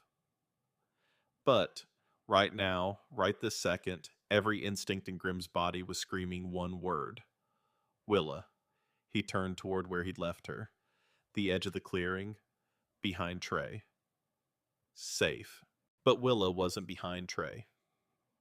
Trey was standing at the tree line, his face white, his hands already signing into the darkness. She went around back. I tried to stop her. She said she saw something through the south window. What Willa had seen through the south window was Travis. Not inside the cabin, outside it. Moving through the trees on the far side of the clearing. A shadow with purpose, heading not away from the cabin, but circling back toward it, toward the sound of engines, toward the one person he'd come for. Willa had seen him because she was looking, because her eyes had been trained by 22 years of silence to notice what other people missed. Movement in the periphery. A shape that didn't belong. The particular way a human body moves through space when it's trying not to be seen. She went around the back of the cabin, not toward Travis, but parallel to him, keeping the structure between them. She didn't have a plan. She didn't have a weapon. She had nothing except the absolute certainty that she was done running. Done hiding. Done letting Travis Keller decide the shape of her life. She came around the east side of the cabin, and there he was, 10 feet away, standing in the shadows between two pines. His face was half lit by the glow from the cabin window, and in that light, he looked like something from a fever dream. Hollow and desperate, and burning with a fury that had consumed everything else inside him, until fury was all that was left. He saw her, his face changed. The rage shifted into something else, something that was somehow worse. Relief. Possession. The look of a man who has been searching for something he believes is his and has finally found it. He said something. His lips moved. Willa couldn't hear the words, but she could read them. There you are. Willa stood perfectly still. Her heart was hammering. Her hands were shaking. Every survival instinct she had was telling her to run, to scream, to curl up and make herself small the way she'd done for 3 years. But she didn't. She planted her feet in the dirt and she looked at Travis Keller and she did not look away. Travis moved towards her. His hand reached out, not to hit her, to grab her, to take her arm the way he'd taken it 1,000 times. 4 fingers on the inside of the forearm, pulling her toward him, pulling her back into the orbit of his control. His fingers closed around her wrist. The same spot. The same grip. The bruise on top of the bruise on top of the bruise. And Willa looked at his hand on her skin, and the thing that had been bending for 3 years finally snapped. Not broke. Snapped. Like a branch that has been bent so far it doesn't splinter, it whips back. She looked up at Travis's face. He was talking. His lips were moving fast, saying things that were probably cruel, probably threatening, probably the same words he'd been saying for 3 years. Words designed to make her small. Words designed to make her afraid. Words designed to remind her that she was deaf and alone and nothing without him. But she couldn't hear them. And in that moment, standing in the dark woods, with smoke drifting through the trees and a madman's hand on her wrist, she understood that her silence was not a prison. It was a shield. His words couldn't touch her. His voice had no power. The weapon he'd used against every other woman he'd ever hurt. The sharp edge of his tongue, the cutting precision of his cruelty, all of it was useless against a woman who couldn't hear a single syllable. Willa raised her free hand, slowly, deliberately, and she signed one sentence directly into Travis Keller's face. You have no power over me. Travis didn't understand ASL. He'd learned just enough to control Willa, just enough to lie to her, but he'd never learned what her language really said. He didn't know what she just signed. But he saw her eyes, and what he saw in them made him tighten his grip. Willa didn't pull away. She leaned in, and then she did something that required no language at all. She opened her mouth, and she screamed. The sound that came out of Willa Mercer was not beautiful. It was not the clear pitched cry of a woman in a movie. It was raw and broken and wrong in all the ways that a voice can be wrong when it has never been trained, never been practiced, never been used for anything except apologies, whispered so softly they barely counted as sound. It was ugly.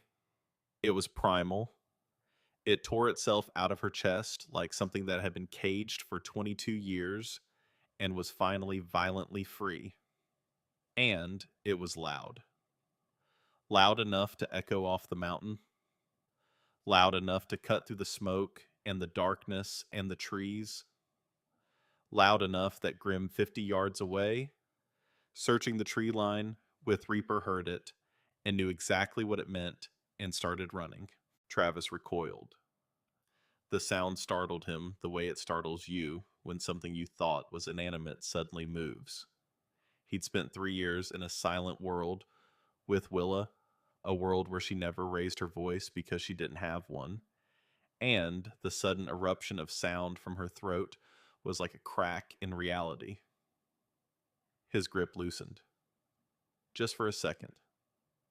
Just enough. Willa bit him. She sank her teeth into the hand that was holding her wrist, with the desperate ferocity of an animal fighting for its life, and Travis howled and let go and stumbled backward. Willa ran.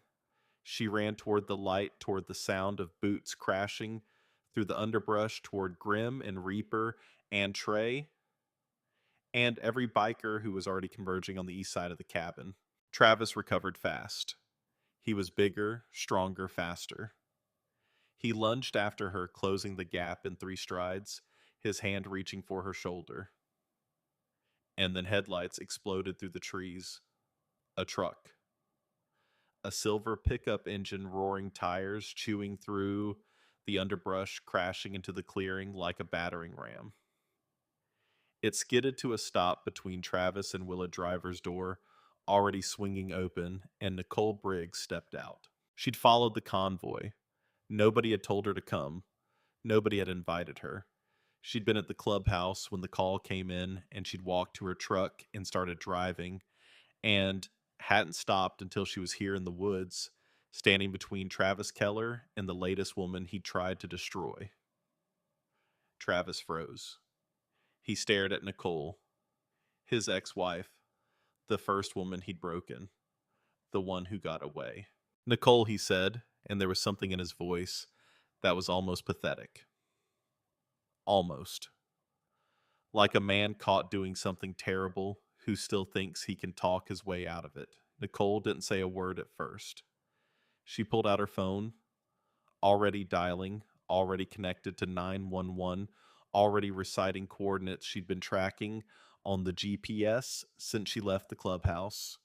Then she looked at Travis and said the only thing that needed to be said. You picked the wrong women to silence. Travis ran. He turned and bolted into the trees, crashing through the underbrush like a wounded animal. But the bikers were already there.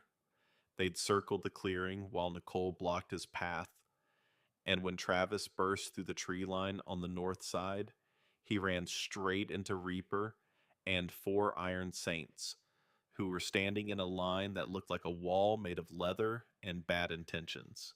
Nobody touched him. They didn't have to. They just stood there, arms crossed, blocking every direction, while the sound of sirens grew louder in the distance. Travis spun in circles, looking for a gap, looking for an exit, looking for the kind of escape he'd always been able to find before. Because men like Travis always have an exit strategy, always have a backup plan, always have one more lie, one more manipulation, one more move. But not tonight. Tonight, every exit was closed. Every lie was exposed. Every move had been anticipated by people who cared more about one deaf girl and one old woman than Travis Keller had ever cared about anything in his miserable life. He stopped spinning. He stood in the middle of the clearing, surrounded on all sides, and the fight went out of him. Not slowly, not gradually, but all at once like air leaving a balloon. His shoulders dropped, his hands unclenched, his face went slack. He looked like exactly what he was, a small man who had spent his entire life making himself feel big by making women feel small. And now the women had won. Police cruisers burst into the clearing lights, flashing sirens splitting the night. Officers poured out weapons drawn, shouting commands that Willa couldn't hear but could see reflected in the way every person in the clearing raised their hands or stepped back or pointed toward the man standing alone in the middle. Officer Boone was among them. He walked up to Travis Keller with handcuffs and a look of tired satisfaction and said, "Travis Keller, you're under arrest for kidnapping, arson, violation of a restraining order, and criminal threatening." He paused. "And, personally, it's about damn time." Travis went quietly. He didn't scream. He didn't threaten. He didn't make promises about what he'd do when he got out. He just walked to the cruiser and got in and sat there staring straight ahead while the blue and red lights painted his face in alternating colors, like a mask that kept changing. Willa watched him go from across the clearing. Trey was beside her, his hand on her shoulder. Grim was on her other side, breathing hard, his face streaked with sweat and soot. Rosie was in the ambulance, an oxygen mask over her face, a paramedic checking her vitals, but her eyes were on Willa through the open back doors, and she was nodding. Slowly. Firmly. "I'm okay. You're okay. We're okay." Nicole leaned against her truck, arms crossed, watching the cruiser pull away. She didn't cry. She didn't cheer. She just watched with the quiet satisfaction of a woman who had waited 3 years for this moment and found that it tasted exactly like she thought it would, like justice. Willa looked down at her wrist, at the bruise that was already darkening where Travis had grabbed her for the last time. She touched it gently with her other hand. Then she pulled her sleeve down. Not out of shame, not to hide it, just because it was cold, and because the bruise didn't define her anymore. Grim signed to her in the flashing lights. "You okay?" Willa looked at him, this man who had spoken her language after 10 years of silence. This man who had seen her bruises and asked the question nobody else had asked. This man who had kept a promise to a dead sister by saving a living stranger. She signed back. "I'm okay." And she meant it. The trial took 4 months. 4 months of depositions and evidence gathering and legal motions and the slow grinding machinery of a justice system that was for once grinding in the right direction. Patricia Holden built a case that was less a legal argument and more an architecture of horror. She laid it out brick by brick. The 3 years of abuse, the stolen phone, the forged messages, the isolation, the manipulation of Willa's deafness, the pattern that stretched back a decade through Nicole and Brooke in Oregon, and the woman in Wyoming who finally agreed to testify by video from an undisclosed location. Travis's lawyer tried everything. Tried to paint Willa as unreliable, tried to argue that her deafness made her unable to accurately perceive events, tried to suggest that the bikers had intimidated her into making false accusations. None of it worked. Because Willa had something that Travis had never anticipated. She had her voice. Not her speaking voice, though she used that too. She had the voice she'd always had, the one that lived in her hands, the one that Travis had tried to hijack and distort and control. In the courtroom with a certified ASL interpreter, standing beside the witness box, Willa told her story in her own language for the first time ever. Every sign translated accurately, every word reaching the jury exactly as she intended it. No filter, no distortion, no man standing between her and the world deciding what went in and what came out. She told them about the first time Travis hit her, about the bruises she hid under long sleeves, about the phone he took and the messages he sent in her name, about the way he twisted her language, turning ASL from a bridge into a cage. She told them about the morning Grimm walked into the diner, about the moment a stranger signed to her in a language she thought she'd lost, about the napkin she wrote on with a pen pressed so hard it nearly tore through the paper. And she told them about the cabin, about the smoke, about Travis's hand on her wrist, about the scream that tore itself out of her body like something being born. When she finished, the courtroom was silent. The interpreter lowered her hands. The jury stared. And Travis Keller, sitting at the defense table in a suit that didn't fit, looked at the woman he'd spent 3 years trying to erase and saw, maybe for the first time, that she was more real than he had ever been. The jury deliberated for 6 hours. They came back with guilty on all counts: kidnapping, arson, assault, criminal threatening, violation of a restraining order, and a new charge that Patricia had fought to include coercive control, one of the first cases in Montana to use the statute. The judge sentenced Travis to 18 years. When the gavel came down, Willa didn't flinch. She sat in the gallery beside Grim and Trey and Rosie and Nicole and Patricia and Diane and Reaper and a row of bikers that stretched from one end of the courtroom to the other, and she watched the man who had stolen 3 years of her life get led away in handcuffs. She felt Trey's hand find hers. She felt Grim's hand on her shoulder. She felt Rosie squeeze her arm. And she felt something she hadn't expected to feel. Not relief, not joy, not triumph. Sadness. A deep, quiet sadness for the 3 years she'd lost, for the conversations she'd never had, for the mother she'd been separated from, for the person she might have become if she'd never walked into Rosie's diner and met a cook with a charming smile. But sadness, she was learning, was not the same as weakness. Sadness was what happened when you finally stopped surviving long enough to feel the weight of what you'd survived. And that weight, heavy as it was the weight of a life being reclaimed.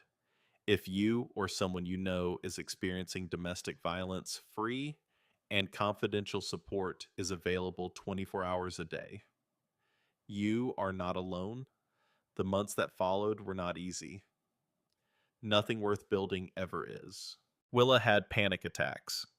They came without warning, striking in grocery stores and parking lots, and in the middle of the night, her body catching up to traumas her mind had been too busy surviving to process.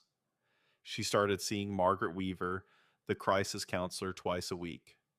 Margaret learned basic ASL for their sessions, and the first time she signed, "How are you feeling today?" instead of saying it, Willa cried for 10 minutes. She moved out of the shelter and into a small apartment above the bookstore on Main Street. Grimm installed a deadbolt and a camera system. Trey painted the walls a soft yellow because Willa said yellow was the color of sound in her imagination, bright and warm and impossible to ignore. Willa enrolled in community college. She'd always wanted to study social work, had dreamed about it before Travis turned her dreams into things to be ashamed of. The college arranged ASL interpreters for her classes, and on her first day, she walked into an introduction to psychology lecture and sat in the front row and didn't apologize to anyone for being there. Trey drove her to campus on the back of his bike every morning. They didn't label what they were not yet because Willow was still learning how to be a person before she could learn how to be someone's partner. But they signed to each other every night on the phone, long conversations that lasted until one of them fell asleep, and the ease between them was something that Willa had never experienced before. The ease of being understood without having to fight for it. Grim watched it all from a careful distance. He didn't hover, didn't push. He showed up at the diner every Saturday morning for breakfast, sat in the same booth, ordered the same eggs and toast, and signed with Willa when she brought his coffee. One Saturday, about 3 months after the trial, Willa sat down across from him during a slow stretch. She signed, "Can I ask you something?" Always Grim signed, "Do you still think about Emily every day? Does it still hurt?" Grim was quiet for a moment. His hands moved slowly. "It hurts different now. It used to hurt like a wound. Now it hurts like a scar. Same injury, just healed different." Willa nodded. She understood scars. She signed, "You saved me. You know that, right?" Grim shook his head. "No. I asked you a question. You saved yourself." Willa smiled. It was a full smile, a real one. The kind that involved her whole face, not just her mouth, and it was the most beautiful thing Grim had seen since the last time Emily had laughed at something stupid he said at the dinner table before she died. "Emily would have liked you," Grim signed. "Yeah." "Yeah. She would have said you were the toughest person she ever met." "I'm not tough." You screamed in the face of a man who wanted to kill you while standing in the dark in the middle of nowhere with no weapon and no backup. Grim's eyebrow went up. "You're tough." Willa laughed. It came out as a sound, a rough, imperfect burst of noise that was halfway between a bark and a hiccup, and was absolutely nothing like the laugh of a hearing person. Two customers at the counter turned to look. Willa didn't care. She was done caring about how she sounded. The idea came to her in the middle of the night, the way the best ideas do, arriving fully formed, like something that had been waiting in the dark for her to be ready to see it. She called it Hands That Speak, a program, a training program, teaching ASL to first responders, to police officers, to emergency room nurses, to domestic violence counselors, to anyone who might be the first point of contact for a deaf person in crisis. Because what had almost destroyed Willa wasn't just Travis. It was the world's inability to communicate with her without going through him. The police officer who couldn't understand her signs. The customers who looked through her. The system that defaulted to believing the hearing person because the hearing person could talk, and the deaf person could only gesture. Hands That Speak would change that, one sign at a time. She brought the idea to Grim first. He read her proposal, a 4-page document she typed on her laptop at 2 in the morning with coffee stains on the margins, and when he finished, he signed one word. Yes. She brought it to Patricia, who found a nonprofit willing to provide seed funding. She brought it to Rosie, who offered the diner as a training space on Tuesday and Thursday evenings. She brought it to Nicole, who volunteered to help coordinate outreach to other abuse survivors. And she brought it to the Iron Saints. On a cold evening in February, Willa stood in the clubhouse of the Iron Saints MC in front of 60 bikers and taught the first official Hands That Speak class. She wore a yellow sweater and her hair was down, and she looked like the furthest thing in the world from the trembling ghost who had poured coffee with shaking hands 5 months ago. She taught them the alphabet first. 26 letters shaped by 26 configurations of fingers and thumbs, each one a building block of a language that most of the men in that room had never thought about before. Then she taught them phrases. You safe, we here. Who hurt you? You're not alone. I believe you. 60 bikers practiced with the same intensity they brought to everything else. Massive scarred hands shaping delicate letters, tattooed knuckles curving into signs that meant safety and protection and belief. Reaper got frustrated with the letter R and accidentally signed something that meant turnip, and the room erupted in laughter that Willa felt through the floor. But the moment that mattered, the moment that Willa would remember for the rest of her life, came at the end of the session. She'd been teaching for 2 hours. Her hands were tired. She was about to wrap up when tiny 6'5" and 300 pounds of muscle stood up from his chair and signed to her in slow, careful, imperfect ASL. My daughter was hurt. I couldn't protect her, but I can learn this. For the next one. Willa's eyes filled. She signed back, that's why we're here.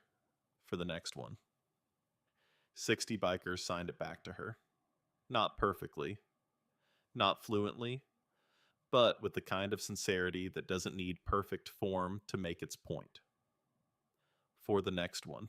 1 year after the morning, Grim walked into Rosie's diner. The town of Black Hollow held a rally for domestic violence awareness. 2,200 people showed up. Bikers from 9 states rode in. 3 news crews filmed from the back. A stage was set up in the town square, the same square where people used to cross the street to avoid the Iron Saints. Willa stood on that stage and looked out at the crowd and felt the mountain air on her face and the sunlight in her eyes and the steady warmth of Trey's hand in hers from the front row. She didn't speak. She signed. A certified interpreter stood beside her, translating into English for the crowd. But Willa's eyes were on the people watching her hands. The bikers who'd learned her language. The women who'd come forward because of her story. The old couple from booth 2 at the diner who had learned the sign for brave and were holding it up from the 5th row. 1 year ago, Willa signed, I lived in silence.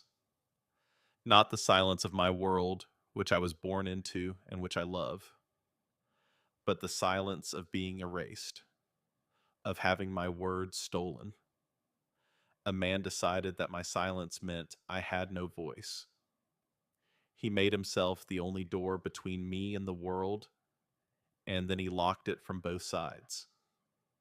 He told me nobody was out there. He told them I didn't want to be found. And for 3 years, I believed him. The crowd was motionless, 2,000 people holding their breath. But then someone asked me a question Willa signed. 3 words. And those 3 words broke open every lie I'd ever been told. She looked at Grim, standing at the edge of the crowd, arms crossed, eyes wet. The man who had spoken her language after a decade of silence, the man who had kept a promise to a dead sister by signing truth into the hands of a living stranger. He asked me who hurt you. And for the first time, I answered honestly. Not because he saved me. He didn't save me. He gave me the space to save myself. And that is what we can do for each other. Not rescue, not fix. Just ask the question. Just listen to the answer. Just believe. The interpreter's voice carried Willa's words across the square, but it was Willa's hands that the crowd watched. Hands that had been used against her. Hands that had trembled for 3 years. Hands that now moved with the fluid certainty of someone who had found her voice in the one place nobody thought to look. If you are being hurt, Willa signed, please hear me. And I know that's a strange thing for a deaf woman to say, but I mean it. Hear me. You are not alone. You are not the problem. And there are hands in this world that want to help you if you just reach out. The applause was something Willa couldn't hear, but could feel. It rose through the stage and into her feet and up through her body like a wave, and she stood in the center of it and let it wash over her and didn't cry. Not because she wasn't moved, but because she'd done enough crying for one lifetime and she was ready for what came next. After the rally, a woman approached Willa. Young, early 20s. She had a bruise on her cheekbone that makeup couldn't quite hide, and she was signing. Not well, not fluently, but enough. I need help, she signed. My boyfriend. She stopped. Couldn't finish. Willa took her hands.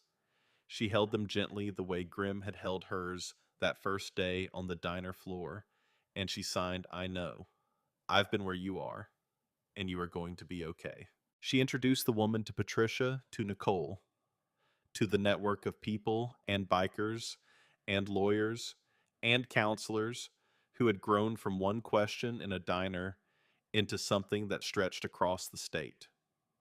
And the cycle began again.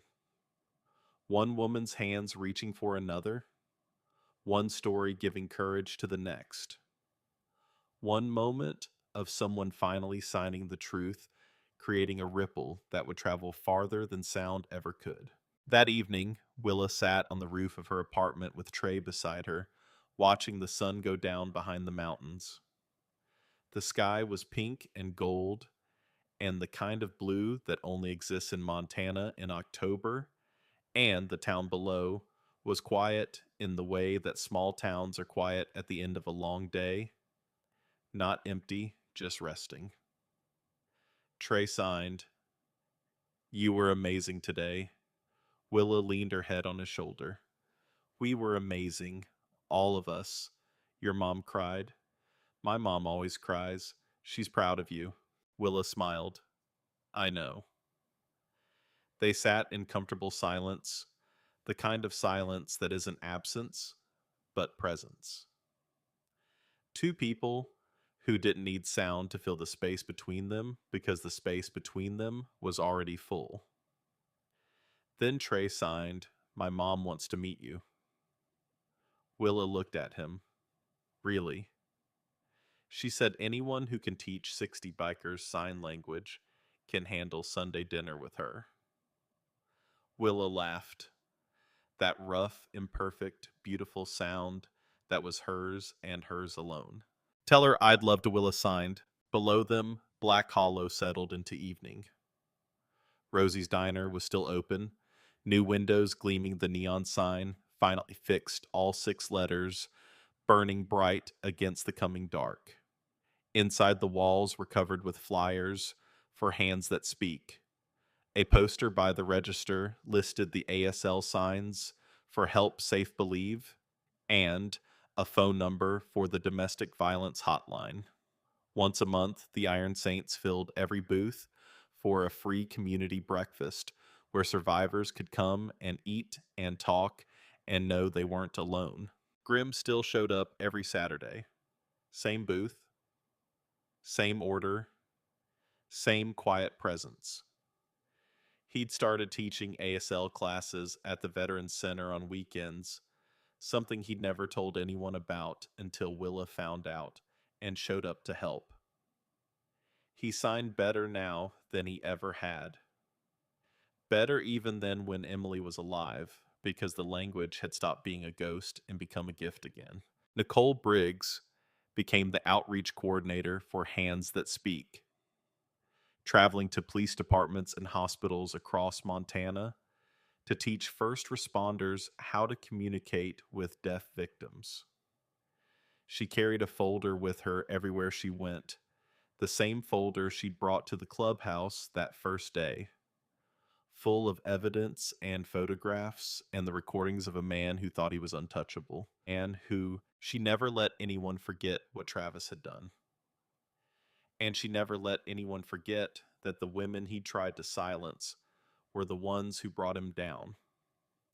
Patricia Holden took the coercive control statute that had helped convict Travis and pushed for it to be strengthened, advocating for language that specifically addressed the manipulation of disability as a tool of abuse. The bill was introduced to the state legislature 7 months after the trial. It was called Willa's Law. And Willa Mercer, the deaf girl from Black Hollow, who had once believed she was invisible, who had lived for 3 years in a prison built of stolen words, who had screamed in the darkness with a voice she'd been told was worthless. Willa Mercer kept asking the question. In shelters and courtrooms and community centers and diners, in sign language and written words, and the rough, imperfect sound of a voice that refused to be silent anymore. Who hurt you? 3 words, 3 signs, shaped by hands that had been broken and broken and healed again until they were strong enough to hold the weight of someone else's pain. Because that's what Willa had learned in the years since a stranger walked into a diner and signed the truth into her trembling hands. That silence isn't the same as safety. That hearing isn't the same as listening. That the most powerful voice in the world isn't the loudest one. It's the one that finally tells the truth. And in a small mountain town in Montana, a deaf girl's truth had started a revolution that was louder than anything the hearing world had ever known.